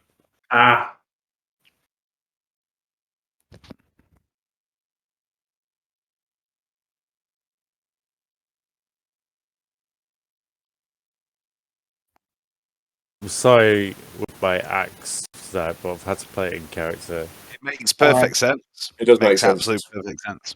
It makes sense. Yeah.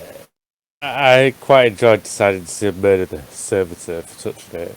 Yeah, we're running out of service now. They're sort of like a precious commodity on the ship. I don't want to say anything because I'm not there, but don't worry about it, Hayden, because one way or another, Quintius is going to make this whole thing about the axe about himself.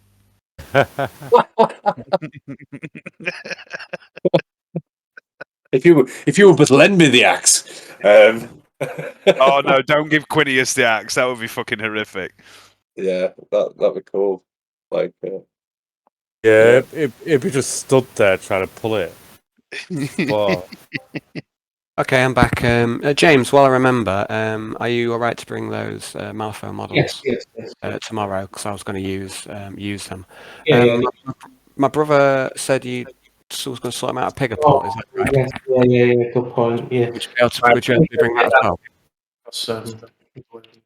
Shit tomorrow. Oh, I'm going to be in a bit of a rush. Okay. Yeah, no worries. Thanks, James. Okay, so guys, back to the game then. We're all kind of split up. Arnold is owning up servitors without, and no one's telling him he can't.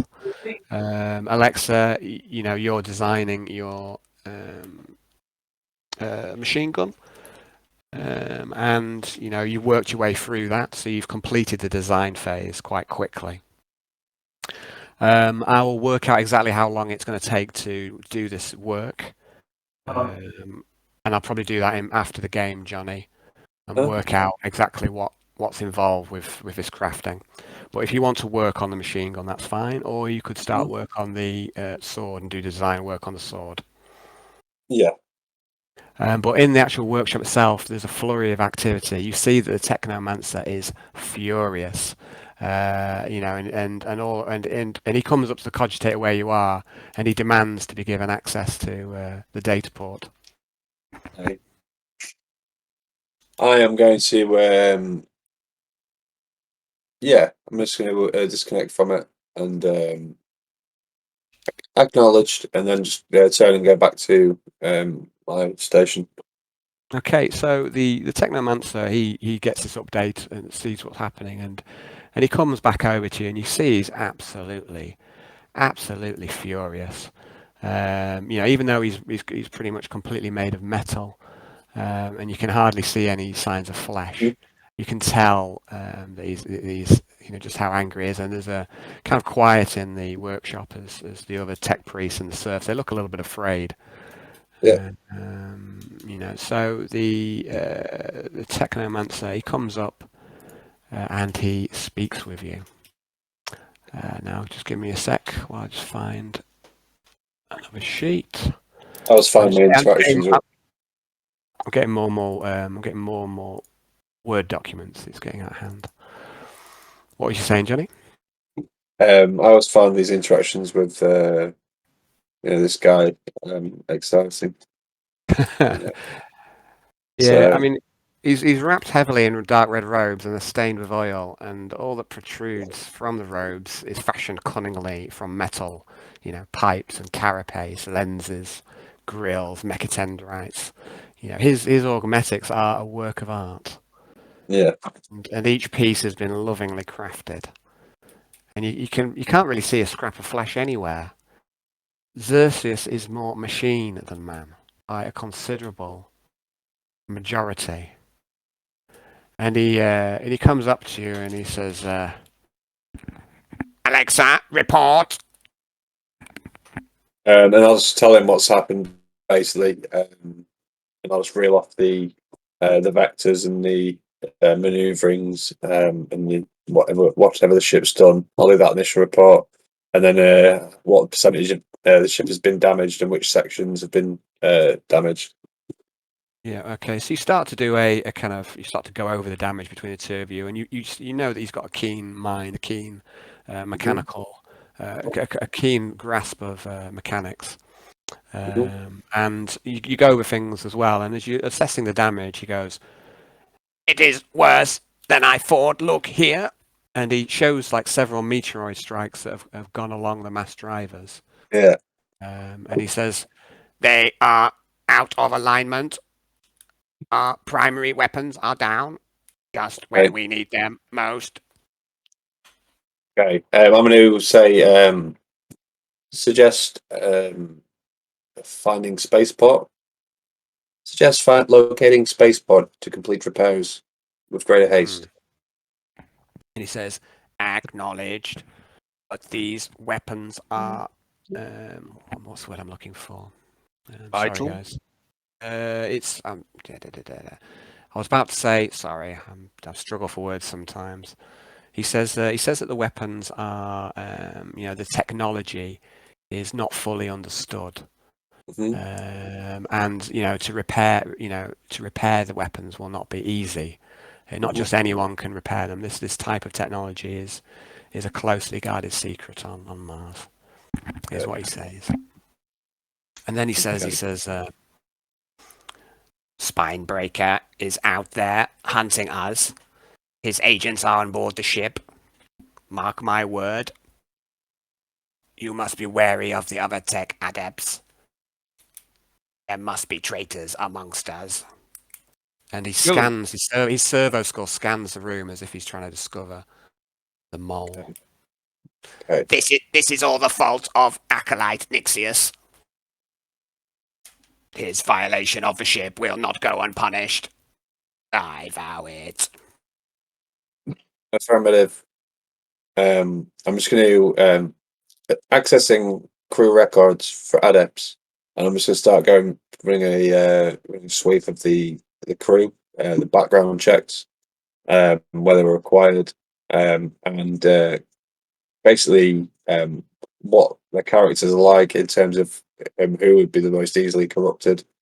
And then I'm going to schedule interviews for the different adepts, so that we can do some sort of lie detector test on them.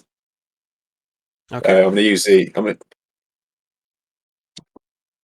I'm obviously going to have to assign some servo skills for that, so I'm going to spend some binary at the some servo skills and speak to the adept about using servo skills to scan for heightened reading, heightened heart rate, and things like that. That we could potentially discover the traitors in our midst by doing that. And he goes, okay, so this is obviously quite a large task. So to go through these steps would take some time. But yes, I'll put together something, if you like, a little project for this as well. Okay. So project find the mole, we'll call it. Yep. And he goes, Alexa, what of my quest that I bestowed upon you? I tasked you with retrieval of a soul stone, a rare gem capable of housing the spirits of men or greater creatures. I deduced a 76% probability that one would be on the planet. Did I find one? No, do you know what my honest opinion is? Is you totally forgot this side quest. That's what I believe. I did complete this. Forget this side quest. Okay. So what are you saying to the Technomancer? I'm just going to say, soul stones were irretrievable in the wreckage. And he goes, I'd like you to make a deceive roll, please, at -10. Oh dear, that's not good for me. I don't do deception. I forgot the side quest. Oh my god. Deceive. Oh my god, it's gonna be bad. Okay. Deceive. Okay, -10. I need to get 6 or less. It's an opposed test, so it also depends on what he Okay. rolls. -10. Okay. But yeah, you're at -10 because he's got various readings on you from his servo skull and other aspects. Okay. Well, I'm gonna use a fate point on that. have you got a fate point? No, probably not. Never gets old. You do have a fate point, Johnny. So I'm just. I do. I knew the answer to that. I just like asking the question. That's terrible. I didn't even know. I'm a shit stirring. I'm a shit stirring. I just assume that I don't have I just assume that I never have. I don't have fate point. I know. That's the beauty of this gag. It just keeps on giving. I rightly assume. Oh, okay. So re-roll your deceive then, please, and we'll see if Okay. you can improve upon that. I mean, you can hardly do worse. Yeah, that was pretty bad. Okay. Oh.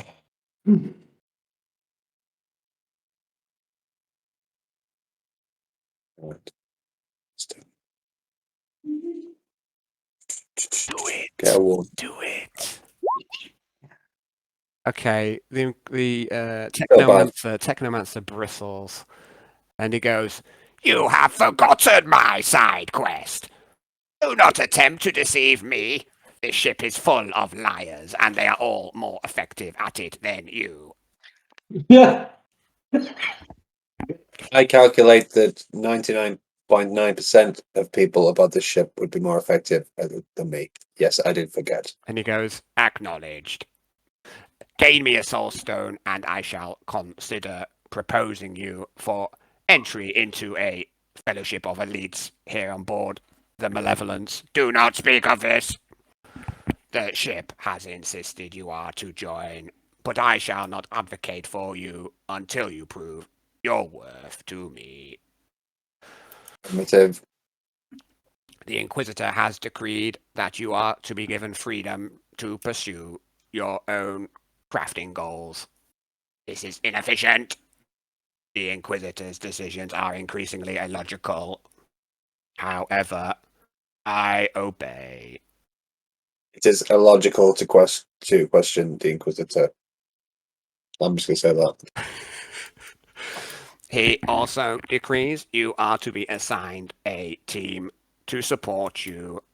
I am compiling a team to insist your crafting 2 tech adepts, 1 serf, and 3 servitors.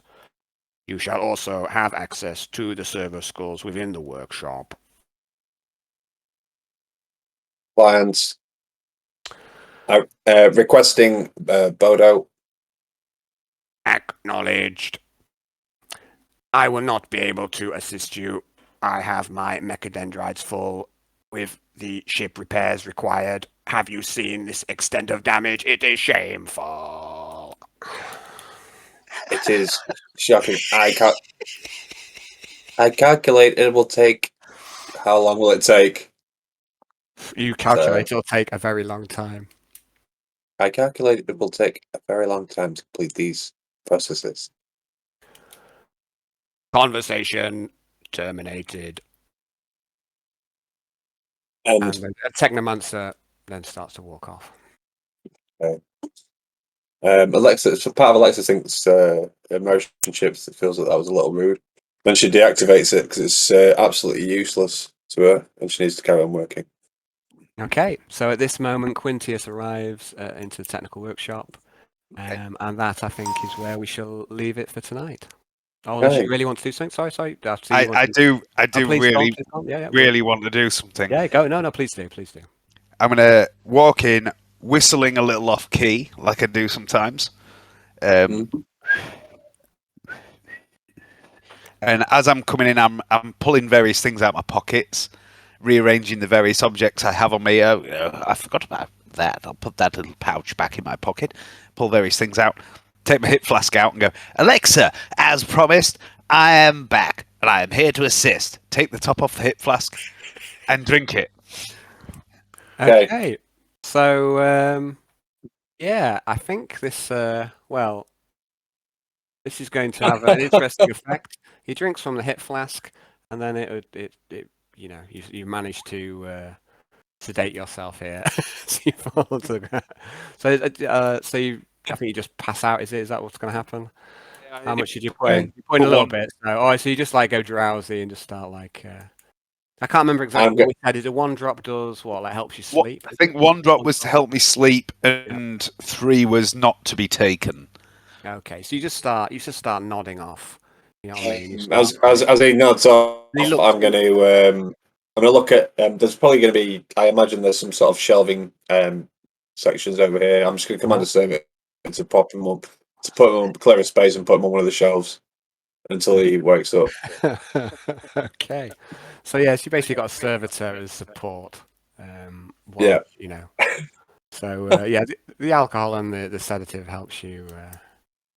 I'll get a servo skull to do some diagnostics on him to make sure he's not dying as well.